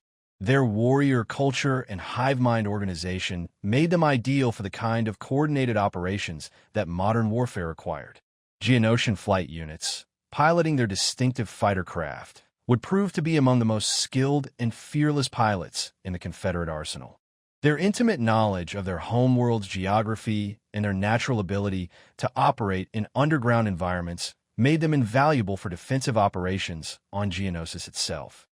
Other species brought their own unique capabilities to the Confederate cause. The Corn from Mon Calamari were natural engineers and technicians who could maintain and repair the sophisticated equipment that Confederate forces relied on. The Co-Arrivar from the Corporate Alliance possessed an almost supernatural ability to coordinate complex logistical operations, ensuring that supplies and reinforcements reached the right places at the right times. The Munes from the Banking Clan provided financial and administrative expertise that kept the Confederate war machine funded and organized. But not all of the organic troops who served the Confederacy were motivated by noble ideals.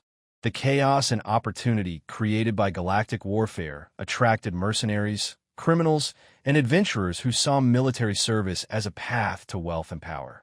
These beings were often less reliable than their ideologically motivated counterparts, but they possessed skills and experience that the Confederate military could not afford to ignore.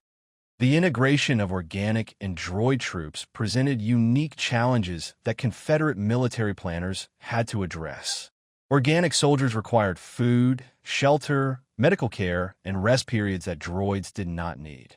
They were also subject to morale problems, communication difficulties, and psychological stresses that could affect their battlefield performance. However, they also possess creativity, adaptability, and intuitive decision-making abilities that even the most sophisticated droids could not replicate. The solution developed by Confederate military planners was a hybrid command structure that maximized the strengths of both organic and artificial troops while minimizing their respective weaknesses. Organic officers provided strategic planning and tactical flexibility, while droid units handled routine operations and provided the bulk of combat power. This arrangement allowed Confederate forces to combine the reliability and endurance of mechanical units with the adaptability and initiative of living commanders. Even as massive military preparations proceeded in secret, both the Republic and the Confederacy maintained the pretense that peaceful resolution of their differences was still possible. Diplomatic contacts continued between the two governments, with each side making proposals that they knew the other could not accept, while positioning themselves as reasonable parties seeking negotiated solutions. Count Dooku played his role in this diplomatic theater with consummate skill. His public statements continued to emphasize political reform and governmental efficiency rather than military conquest. He spoke eloquently about the need for dialogue and compromise, while privately ensuring that no meaningful negotiations could take place.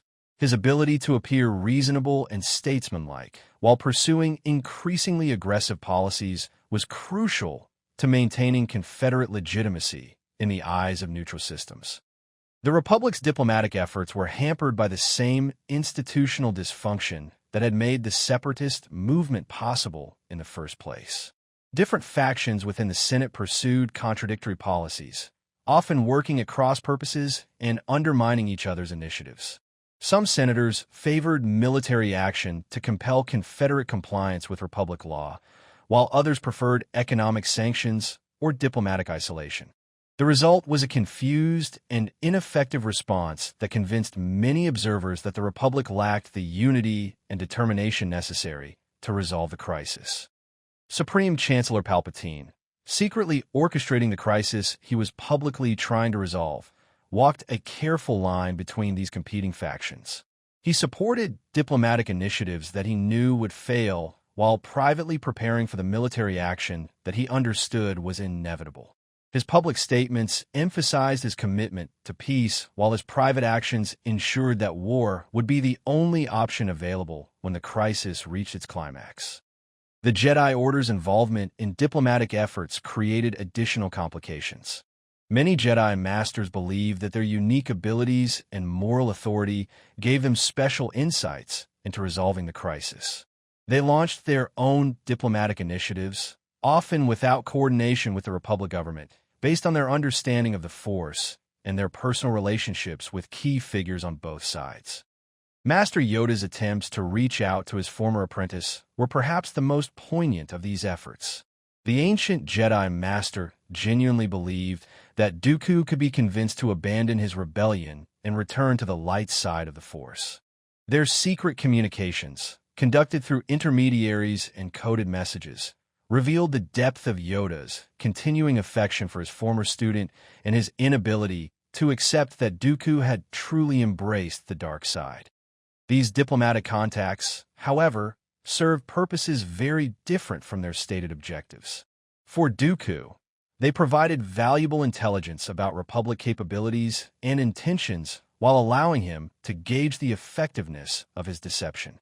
For Sidious, they created opportunities to manipulate both sides of the conflict while maintaining his cover as a Republic loyalist. Most importantly, they provided a public record of failed peace efforts that would justify the military action that both Sith Lords knew was inevitable. The final collapse of diplomatic efforts came when Republic intelligence detected clear evidence of Confederate military preparations. Satellite surveillance of Geonosis revealed massive industrial activity that could only be explained by weapons manufacturing. Intercepted communications between Confederate leaders discussed troop movements and strategic planning in ways that made peaceful intentions impossible to maintain. The Republic's response to these intelligence revelations was swift and decisive. Emergency sessions of the Senate were called to address the crisis, while the Jedi Council prepared for possible military intervention. The facade of diplomatic negotiation finally crumbled as both sides acknowledged that the conflict could only be resolved through force. The discovery of the clone army in the crimson light of twin suns, ancient builders' work in the depths of Geonosis, their chittering voices echoing through vast underground chambers as they forged the instruments of galactic war.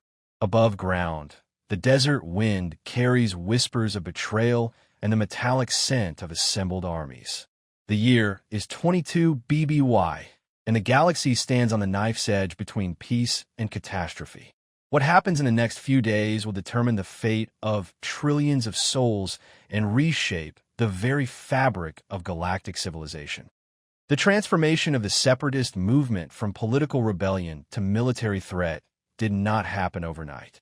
It was a carefully orchestrated process that took place in secret facilities scattered across the Outer Rim, hidden from Republic surveillance and protected by layers of deception that would have impressed even the ancient Sith Masters. At the center of this vast conspiracy was a desert world that few in the galaxy had ever heard of, but which would soon become synonymous with treachery, war, and the fall of the Old Order. Geonosis was not chosen as the Separatist military headquarters by accident. Its location in the Outer Rim made it difficult for Republic forces to reach quickly, while its harsh desert environment discouraged casual visitors. The planet's unique geology, riddled with vast underground cavern systems, provided natural concealment for large-scale industrial operations. Most importantly, its native inhabitants possessed exactly the skills and cultural values that the Separatist war machine required. The Geonosians were a species perfectly adapted for the kind of massive construction projects that modern warfare demanded. Their hive-mind social structure allowed them to coordinate complex tasks with an efficiency that individualistic species could rarely match. Their natural affinity for engineering and architecture had made them master builders whose reputation stretched across the galaxy. What made them truly valuable to the Separatist cause, however, was their warrior culture and their complete lack of sentimentality about the costs of conflict. Archduke Poggle the Lesser, the leader of the Stalgusan hive that controlled most of Geonosis, had been one of Count Dooku's earliest recruits. Unlike many Separatist leaders who were motivated by greed or political ambition, Poggle genuinely believed in the Confederate cause. The Republic's restrictions on traditional Geonosian practices had long frustrated his people, who saw warfare and gladiatorial combat as essential elements of their culture. The Separatists offered something the Republic never could: unrestricted opportunity to pursue their martial traditions on a galactic scale. Under Poggle's direction, the Geonosians began the largest construction project in their species' history. Deep beneath the planet's surface, in caverns that stretched for kilometers in every direction, they built factory complexes that dwarfed anything the galaxy had ever seen. Assembly lines that could produce thousands of battle droids per day. Foundries capable of forging starship hulls from raw ore. Weapons facilities that could outfit entire armies with blasters, grenades, and artillery pieces. All of this was hidden from orbital surveillance by kilometers of solid rock and generations of Geonosian expertise in underground construction. The scope of this industrial buildup was staggering.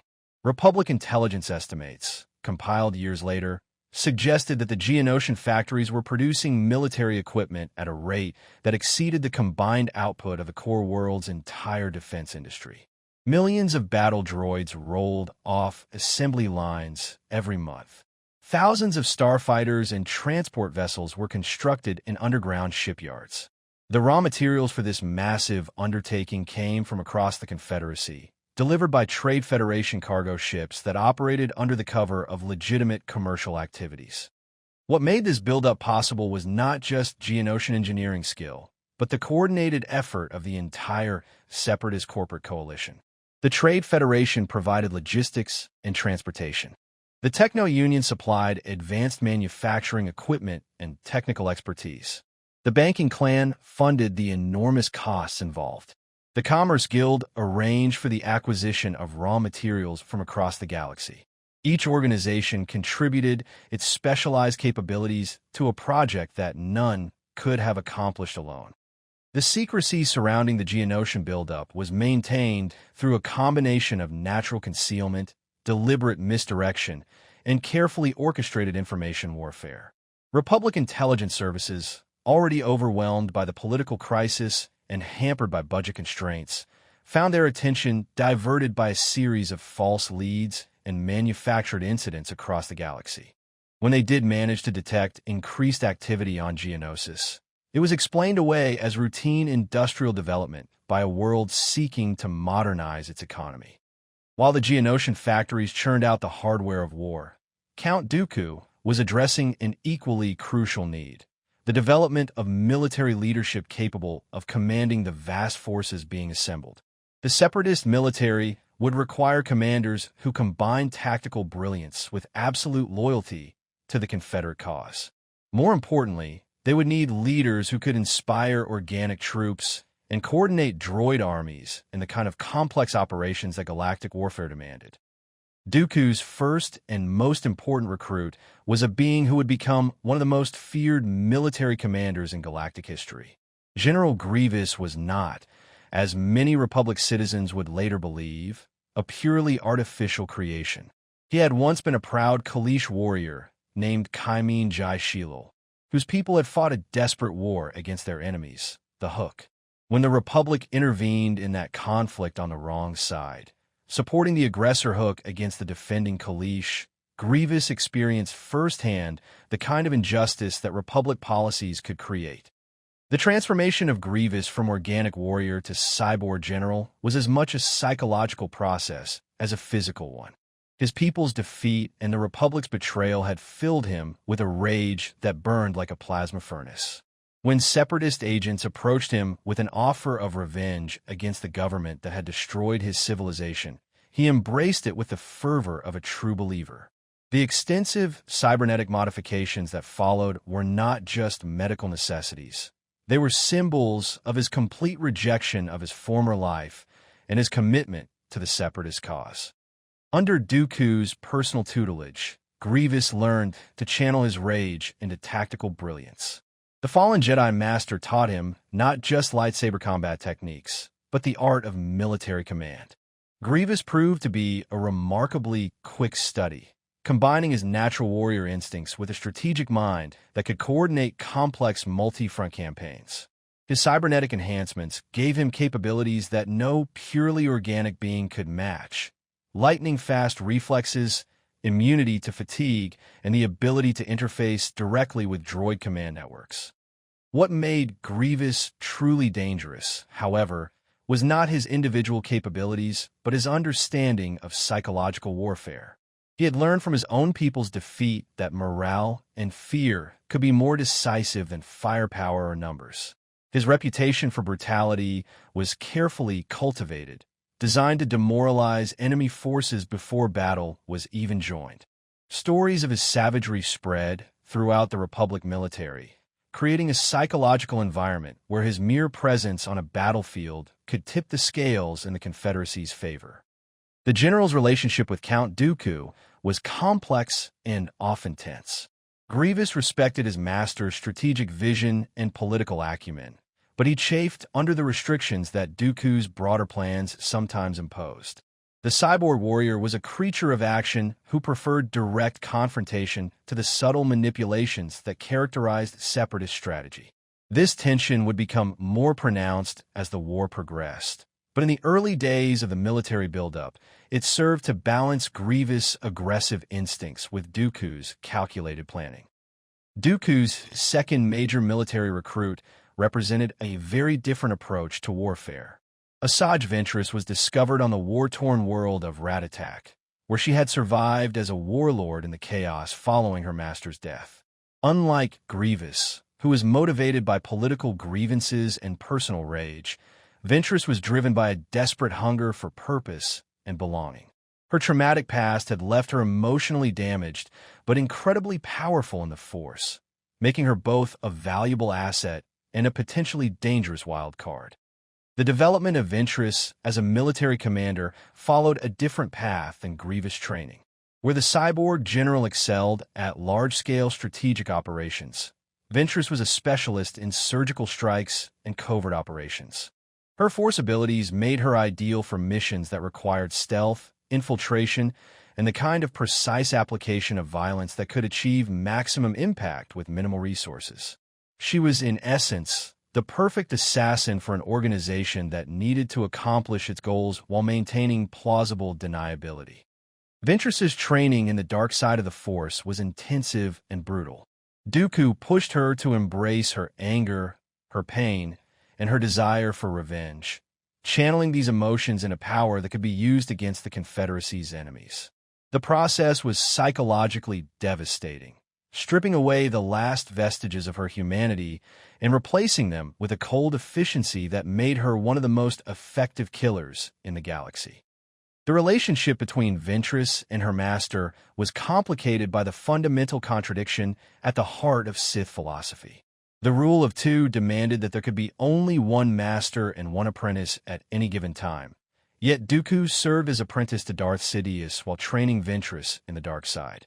This created a situation where Ventress was simultaneously Dooku's most trusted lieutenant and his most dangerous potential rival. While Dooku assembled his military leadership team, the corporate members of the Separatist coalition were transforming their business empires into instruments of war. This process required not just the conversion of civilian production facilities to military purposes, but a fundamental reorganization of galactic commerce to support sustained conflict against the Republic. The Trade Federation's contribution to this effort was perhaps the most visible and dramatic. Under Newt Gunray's leadership, they had rebuilt and expanded their droid armies far beyond their pre-Naboo capabilities. The defeat on that world had taught them valuable lessons about the limitations of their original battle droid designs, leading to the development of new models that were more effective in combat and more resistant to the kind of improvised tactics that had defeated them before. The Federation's new military doctrine emphasized overwhelming numerical superiority rather than individual unit effectiveness. Their factories on dozens of worlds churned out millions of B-1 battle droids, simple but reliable machines that could be produced quickly and cheaply. More importantly, they developed the logistics networks necessary to deploy these vast armies across the galaxy, using their commercial shipping infrastructure to move troops and supplies with unprecedented efficiency. Gunray himself had undergone a transformation that paralleled the militarization of his organization. The bureaucratic merchant who had once preferred negotiation to confrontation had evolved into a ruthless military commander who understood that war was simply commerce conducted by other means.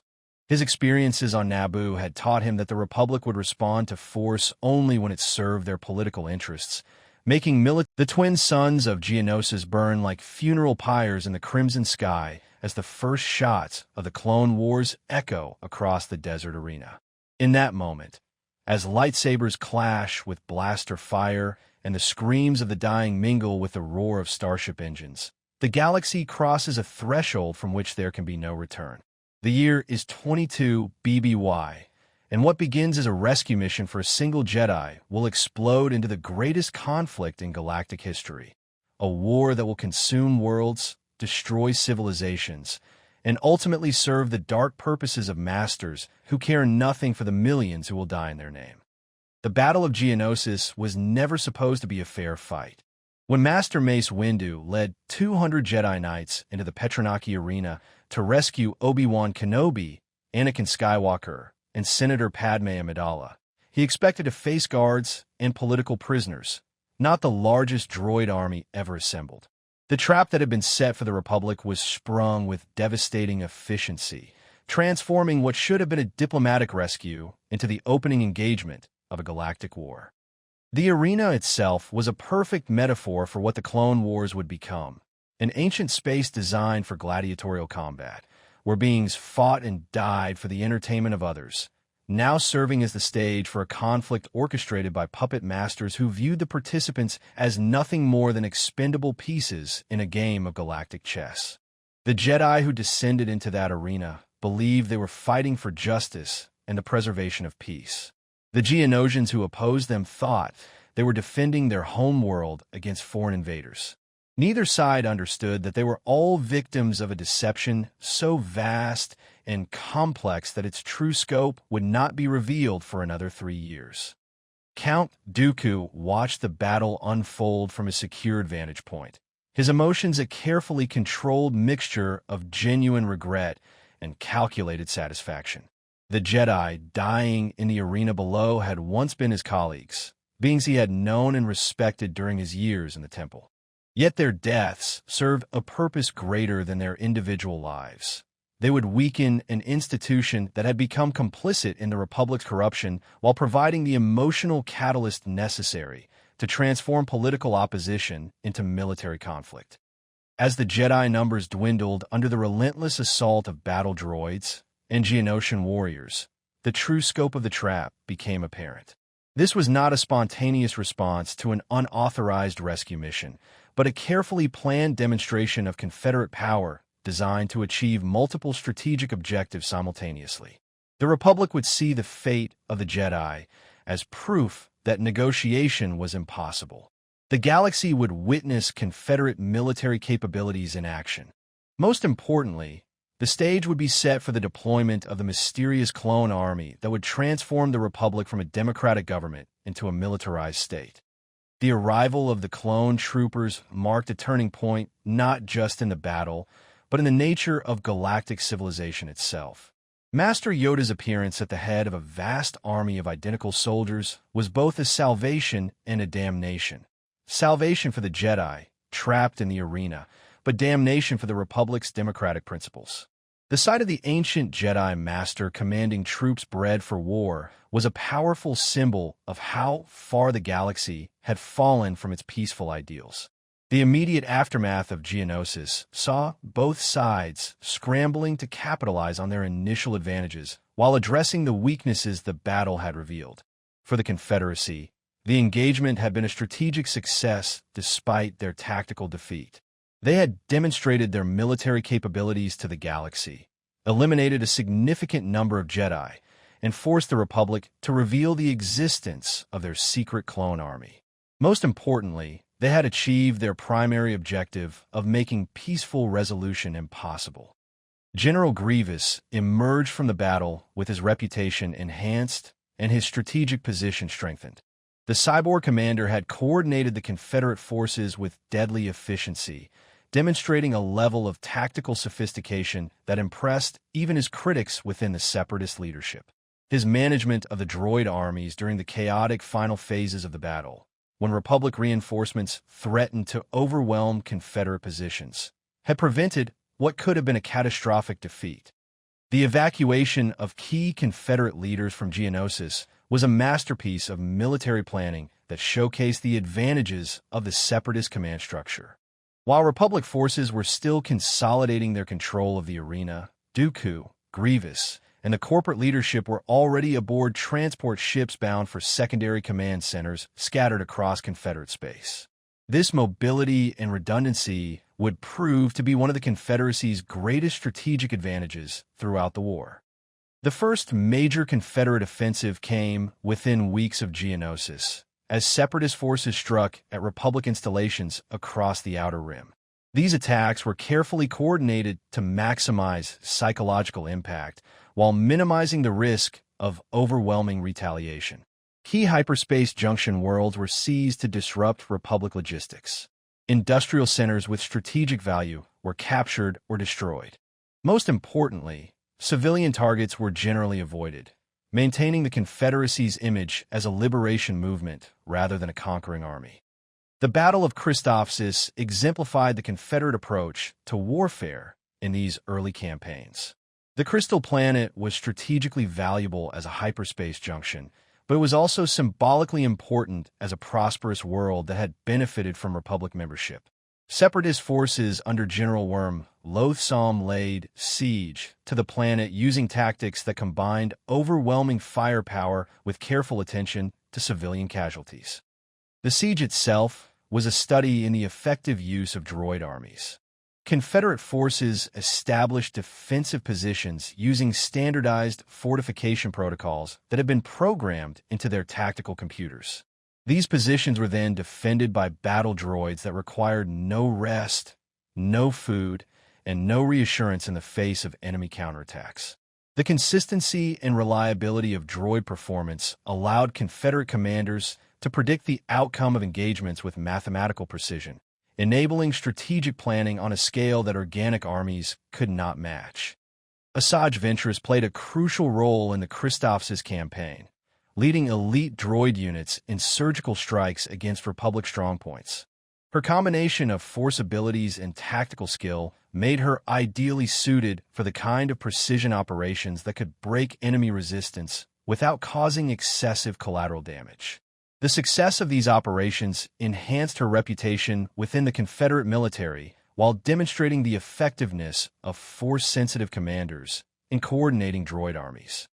The Republic's response to these early Confederate successes was hampered by the same institutional problems that had made the Separatist rebellion possible in the first place. Clone trooper units, despite their individual excellence, were commanded by Jedi generals who had no training or experience in large-scale military operations. The transition from peacekeepers to military commanders was traumatic for many Jedi, who found themselves making decisions that resulted in massive casualties among beings they had sworn to protect. As the Clone Wars progressed beyond their initial phase, the nature of Confederate strategy began to evolve in response to changing battlefield conditions and political objectives. The early emphasis on demonstrating military capabilities and maintaining moral legitimacy gradually gave way to a more ruthless approach focused on achieving victory through whatever means necessary. This strategic evolution was driven primarily by the realities of fighting a prolonged war against an opponent with significant advantages in population, industrial capacity, and political legitimacy. The Republic's clone armies, despite their relatively small numbers, were individually superior to most Confederate forces. Their Jedi commanders, once they gained experience in military operations, proved to be formidable opponents who could coordinate complex operations with remarkable effectiveness. The Confederacy's response to these challenges was to leverage their advantages in manufacturing capacity and technological innovation. New generations of battle droids incorporated lessons learned from early engagements, featuring improved armor, better weapons, and more sophisticated tactical programming. Specialized units were developed for specific operational requirements: aquatic droids for underwater operations, Arctic variants for cold weather environments, and stealth models for reconnaissance and infiltration missions. More controversially, Confederate forces began to employ increasingly aggressive tactics against civilian populations in contested systems. While outright atrocities were generally avoided, the Separatists showed little hesitation in using economic warfare, infrastructure destruction, and population displacement as tools of military strategy. This approach was justified as necessary for victory, but it began to erode the moral authority that had been one of the Confederacy's greatest political assets. Wat Tambor emerged as one of the primary advocates for this more ruthless approach to warfare. The Techno-Union leader argued that sentimental concerns about civilian casualties were luxuries that the Confederacy could not afford in their struggle against a numerically superior enemy. His development of increasingly destructive weapons systems reflected this philosophy, prioritizing effectiveness over humanitarian considerations. The corporate leadership of the Confederacy generally supported this strategic evolution, seeing it as a natural progression from political rebellion to serious warfare. The Trade Federation had never been particularly concerned with civilian casualties, as their experience on Naboo had demonstrated. The banking clan saw ruthless efficiency as simply good business practice applied to military operations. Only a few voices within the Confederate leadership questioned whether victory achieved through such methods would be worth having.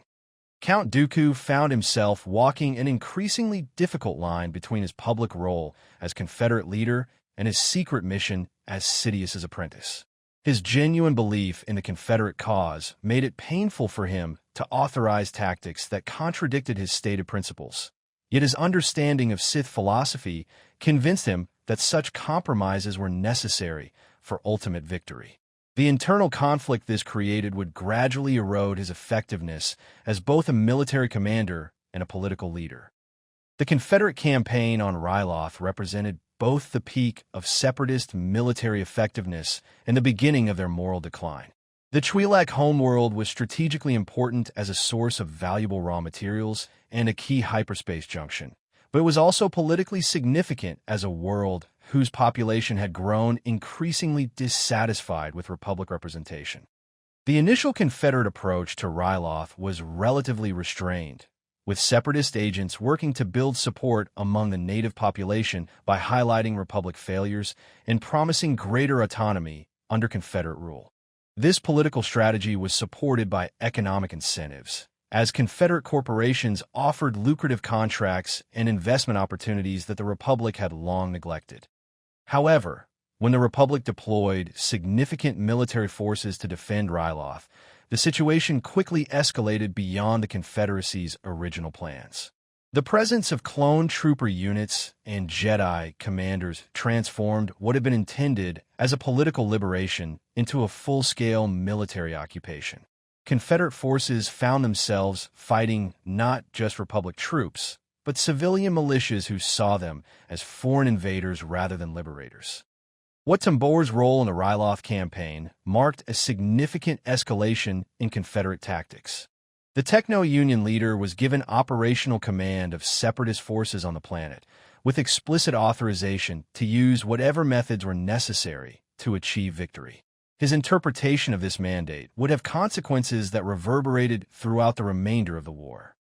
Tambor's approach to the occupation of Ryloth was characterized by a systematic exploitation of the planet's resources and population. Twi'lek civilians were conscripted for forced labor in mining operations that stripped the planet of valuable materials needed for the Confederate war effort. Cultural artifacts and historical sites were destroyed to break the spirit of resistance. Most controversially, Tambor authorized the use of biological weapons against civilian populations in areas where resistance was particularly strong. These tactics achieved their immediate military objectives. Republic forces were eventually forced to withdraw from most of the planet, leaving Ryloth under Confederate control. However, the methods used to achieve this victory created a propaganda disaster that damaged the Confederacy's reputation throughout the galaxy. Images of Twi'lek refugees and reports of civilian casualties provided the Republic with powerful tools for undermining Confederate claims to moral authority. The Ryloth campaign also revealed growing tensions within the Confederate leadership about the direction of their cause. Several corporate leaders expressed concern about the long-term political costs of Tambor's tactics, while some planetary representatives threatened to withdraw from the Confederacy if similar methods were employed on their worlds. These internal divisions would become increasingly significant as the war progressed and the pressures of prolonged conflict mounted. One of the most ambitious Confederate military operations of the early war period was the deployment of the massive warship Malevolence under General Grievous' command. This enormous vessel represented the pinnacle of Separatist military technology, equipped with ion cannons powerful enough to disable entire Republic fleets with a single salvo. More than just a weapon, the Malevolence was a symbol of Confederate technological superiority and their ability to challenge Republic naval dominance. The design philosophy behind the Malevolence reflected core principles of Confederate military strategy. Rather than building large numbers of conventional warships to match Republic fleet strength, Separatist engineers had focused on creating a single vessel so powerful that it could shift the balance of entire campaigns. The ship's massive ion cannons could disable enemy vessels without destroying them, allowing Confederate forces to capture valuable equipment and prisoners while minimizing their own casualties. General Grievous' command of the Malevolence showcased his evolution as a military leader. The cyborg general had learned to combine his natural warrior instincts with sophisticated strategic thinking, using the massive warship not just as a weapon, but as a tool of psychological warfare. The mere threat of the Malevolence's appearance in a star system was often enough to force Republic withdrawals, achieving strategic objectives without the need for costly battles. The ship's early operations were spectacularly successful, with Republic fleets suffering devastating losses in encounters where they were caught unprepared for the Malevolence's unique capabilities. Entire task forces were disabled and captured, providing the Confederacy with valuable intelligence and equipment while demonstrating the vulnerability of Republic naval forces. These victories boosted Confederate morale and strengthened support for the war effort among wavering member systems. However, the Malevolence campaign also revealed limitations in Confederate strategic thinking that would become increasingly problematic as the war progressed. The focus on technological solutions to military problems reflected a corporate mindset that saw warfare as an engineering challenge rather than a complex interaction of political, economic, and social factors. This approach worked well in conventional military engagements, but proved less effective in addressing the broader challenges of governing during wartime. The eventual destruction of the Malevolence during a Republic counteroffensive led by Anakin Skywalker and Padme Amidala was a significant blow to Confederate prestige and strategic capabilities. More importantly, it demonstrated that technological superiority alone was not sufficient to guarantee victory against an opponent with superior numbers, better intelligence, and more experienced leadership. Throughout the early years of the Clone Wars, the hidden influence of Darth Sidious became increasingly apparent to those who knew where to look. The Sith Lord manipulation of both sides of the conflict created a complex web of competing objectives and conflicting loyalties that served his ultimate goal of destroying both the Republic and the Confederacy, while paving the way for Imperial rule.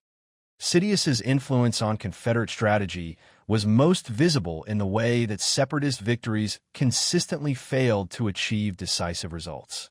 Military successes that should have crippled Republic resistance were followed by strategic retreats or tactical errors that allowed their enemies to recover.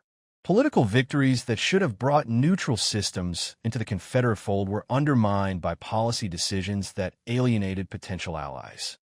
Count Dooku found himself increasingly caught between his genuine commitment to the Confederate cause and his secret obligations to his Sith Master. Sidious's orders often contradicted what Dooku believed to be the Confederacy's best interests, forcing him to choose between his public responsibilities and his private loyalties. These conflicts created internal stress that began to affect his effectiveness as both a military commander and a political leader. The most obvious example of this manipulation was the treatment of Asajj Ventress, whose growing power and influence threatened the Sith rule of two. Sidious's demand that Dooku eliminate his apprentice created a crisis that reverberated throughout the Confederate leadership structure. Ventress's survival and subsequent quest for revenge against her former master introduced an element of instability that weakened Confederate effectiveness while serving Sidious's broader objectives. The replacement of Ventress with Savage Opress as Dooku's apprentice was another example of Sidious's subtle sabotage of Confederate interests. Opress's psychological instability and lack of tactical sophistication made him a liability in military operations. Yet Dooku was forced to accept him in order to maintain his standing with his Sith Master. The internal conflicts this created within the Confederate command structure contributed to several significant military failures. Perhaps most insidiously, Sidious used his influence to ensure that Confederate successes always came at a cost that weakened their long-term position. Military victories required the use of increasingly brutal tactics that eroded moral authority. Political gains were achieved through methods that created future enemies. Economic advantages were obtained through policies that destabilized the very systems they were supposed to benefit. By the middle period of the Clone Wars, approximately 2 years after Geonosis, the strategic balance began to shift in ways that would ultimately determine the conflict's outcome.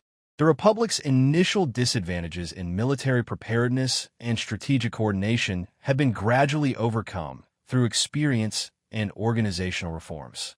More importantly, the Clone Army had proven its effectiveness in sustained combat operations, while Jedi commanders had adapted to their new roles as military leaders.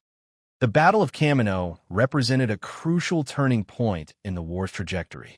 The Confederate assault on the cloning facilities was strategically sound. Eliminating the Republic's ability to produce new soldiers would have crippled their military capabilities within a matter of months. However, the operation's failure demonstrated both the limitations of Confederate strategic planning and the growing effectiveness of Republic defensive capabilities. General Grievous and Asajj Ventress had coordinated the Kamino assault with their usual tactical brilliance, but they had underestimated the determination of the clone defenders and the effectiveness of their Jedi commanders. The aquatic assault forces that were supposed to infiltrate the cloning facilities were detected and destroyed before they could achieve their objectives. The diversionary attacks that were meant to draw defenders away from key targets were contained and repelled with minimal casualties. More significantly, the Kamino operation revealed critical intelligence about Confederate capabilities and strategic priorities. Republic analysts were able to determine the location of key Separatist manufacturing facilities by studying the origin points of the attacking forces. Communication intercepts during the battle provided valuable insights into Confederate command structures and decision-making processes. Most importantly, the failure of such a well-planned operation suggested that Confederate military effectiveness was beginning to decline.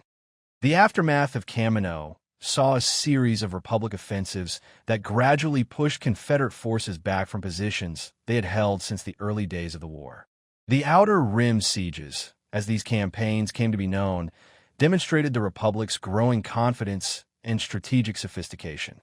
Rather than simply reacting to Confederate initiatives, Republic forces began to take the offensive, targeting key Confederate strongholds and supply lines with increasing effectiveness. These Republic successes were enabled by several factors that the Confederate leadership had failed to anticipate. The Clone Army's uniform training and equipment made them ideally suited for coordinated multi-theater operations. Jedi commanders, despite their initial inexperience, had proven remarkably adaptable to military leadership roles. Most importantly, the Republic's superior industrial capacity was beginning to tell as the war entered its third year. The stress of prolonged warfare began to reveal cracks in the Confederate coalition that had been hidden during the early, successful phases of the conflict. The corporate leaders who had joined the movement for economic advantage found themselves bearing costs that far exceeded their original projections. Planetary governments that had seceded seeking greater autonomy discovered that wartime necessities required even greater centralization than they had experienced under Republic rule. The relationship between Count Dooku and General Grievous became increasingly strained as military setbacks mounted and strategic disagreements intensified. Grievous favored aggressive tactics that would achieve quick victories regardless of cost, while Dooku was forced to balance military effectiveness against political considerations and his secret obligations to Sidious. These tensions affected the efficiency of Confederate military operations and contributed to several significant tactical failures. The corporate members of the Separatist Council found themselves in an increasingly precarious position as the war progressed. Their industrial facilities and commercial networks were primary targets for Republic military operations, making their continued participation in the Confederacy increasingly costly. At the same time, their deep involvement in Confederate war efforts made it impossible for them to negotiate separate peace agreements with the Republic. Newt Gunray of the Trade Federation became increasingly paranoid and erratic as Republic forces targeted Federation assets across the galaxy. His obsession with revenge against Padme Amidala, whom he blamed for his organization's original humiliation on Naboo, led to several costly military operations that served no strategic purpose beyond satisfying his personal vendetta. These operations diverted resources from more important objectives while providing the Republic with propaganda victories. Wat Tambor's brutal tactics on occupied worlds created political problems that undermined Confederate legitimacy and made it difficult to govern conquered territories effectively. His treatment of civilian populations generated refugee crises that strained Confederate resources while providing the Republic with powerful propaganda tools. More practically, his policies created resistance movements that required ongoing military resources to suppress. Sandhill's financial manipulations began to destabilize the Confederate economy as the costs of prolonged warfare exceeded even the banking clan's vast resources. The complex web of loans, currency manipulations, and economic warfare that had initially strengthened the Confederate position gradually became a liability as Republic countermeasures proved increasingly effective. The Confederacy's financial position, once one of their greatest advantages, was becoming a critical vulnerability. The emergence of Darth Maul as a significant player in galactic politics added a new and unpredictable element to the Clone Wars that complicated the plans of all parties involved. The former Sith Lord's survival of his apparent death on Naboo and his subsequent quest for revenge against Obi-Wan Kenobi created opportunities and threats that neither the Republic nor the Confederacy had anticipated. Maul's alliance with his brother Savage Opress and their formation of the Shadow Collective represented a third faction in the galactic conflict that served the interests of neither the Republic nor the Confederacy. This criminal alliance, composed of various underworld organizations and rogue military units, operated according to its own agenda while taking advantage of the chaos created by the larger war. The Shadow Collective's conquest of Mandalore was particularly significant because it demonstrated the vulnerability of neutral systems to opportunistic predators operating in the shadows of the main conflict. The Mandalorian government's attempt to maintain neutrality in the Clone Wars had left them defensively weak and politically isolated, making them an easy target for Maul's criminal armies. Count Dooku's response to the Maul situation revealed the growing complexity of his position as both Confederate leader and Sith apprentice. From a Confederate perspective, Maul's activities were generally beneficial because they diverted Republic resources and created additional instability that could be exploited. However, from a Sith perspective, Maul represented a threat to the rule of two and a challenge to Sidious's authority that could not be tolerated. The resolution of the Maul crisis through Sidious's direct intervention demonstrated the Sith Lord's growing confidence in his ability to manipulate galactic events openly rather than from the shadows. His public confrontation with Maul and Oppress, while disguised as a Republic operation, actually served to eliminate potential rivals while strengthening his position with both the Republic and Confederate leadership. Perhaps the most tragic aspect of the Clone Wars middle period was the gradual erosion of the idealistic principles that had originally motivated many Confederate supporters.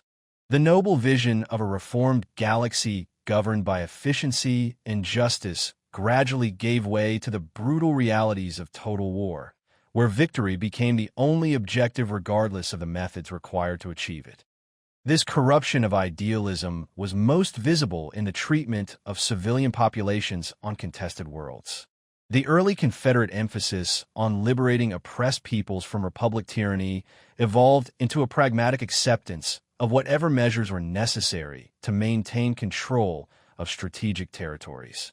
The distinction between liberation and conquest became increasingly blurred as military necessities overrode political principles. The development of increasingly destructive weapons and tactics reflected this moral decline. Confederate scientists, freed from Republic restrictions on weapons research, developed biological agents, chemical weapons, and other instruments of mass destruction that violated every principle of civilized warfare. The justification for these developments was always military necessity, but their very existence corrupted the cause they were supposed to serve. Individual Confederate leaders found themselves making compromises that would have been unthinkable in the early days of the movement. Planetary governors who had joined the Confederacy to escape Republic authoritarianism found themselves implementing policies that were even more oppressive than those they had originally opposed. Corporate executives who had sought freedom from Republic regulations discovered that wartime efficiency required even greater centralization and control. The psychological toll of these compromises was evident in the increasing instability and paranoia that characterized Confederate leadership during this period. Count Dooku's speeches, once inspiring calls for justice and reform, became darker and more bitter as the war progressed. General Grievous' tactical brilliance remained intact, but it was increasingly applied to operations that served no strategic purpose beyond satisfying his hunger for revenge against the Jedi. Most tragically, the beings who had originally supported the Confederate cause began to question whether the victory they were fighting for would actually improve their lives. The galaxy that would emerge from Confederate conquest looked increasingly different from the one they had been promised when they first joined the rebellion. The dream of reform had become a nightmare of endless war and moral compromise. By the third year of the Clone Wars, it had become clear that the conflict had taken on a momentum of its own that neither side could control. The original political objectives that had motivated the rebellion had been overshadowed by the simple imperative of survival. The Confederacy could not negotiate a peace settlement because their leadership was too deeply complicit in war crimes to expect mercy from a victorious Republic. The Republic could not accept anything less than total victory because the Confederate threat to galactic stability had become too great to tolerate. This situation served Darth Sidious's purposes perfectly. The longer the war continued, the more both sides became dependent on his manipulation and control. The Republic's transformation into a militarized state proceeded according to his carefully laid plans, while the Confederacy's moral degradation ensured that they would never be able to challenge his authority even if they achieved military victory. The trap that had been set for the galaxy was now complete. Both sides were committed to a course of action that could only end in their mutual destruction, with the victor inheriting a galaxy so damaged by war that authoritarian rule would seem like a blessed relief. The Sith had learned patience during their 1,000 years of exile, and now their patience was being rewarded with the complete transformation of galactic civilization according to their dark vision. The Clone Wars had begun as a political rebellion motivated by legitimate grievances against Republic corruption and inefficiency. They were becoming a devastating conflict that would destroy both the Republic and the Confederacy while paving the way for the rise of the Empire. The beings who had trusted Count Dooku's vision of reform were about to discover the true price of following a fallen Jedi into the darkness. The final phase of the war was approaching, and with it, the revelation of betrayals that would shock the galaxy and reshape the understanding of everything that had come before. The Separatist cause, born from noble ideals and just grievances, was about to be sacrificed on the altar of Sith ambition. The harvest of rebellion was nearing completion, and its bitter fruit would poison the soil of galactic civilization for a generation to come.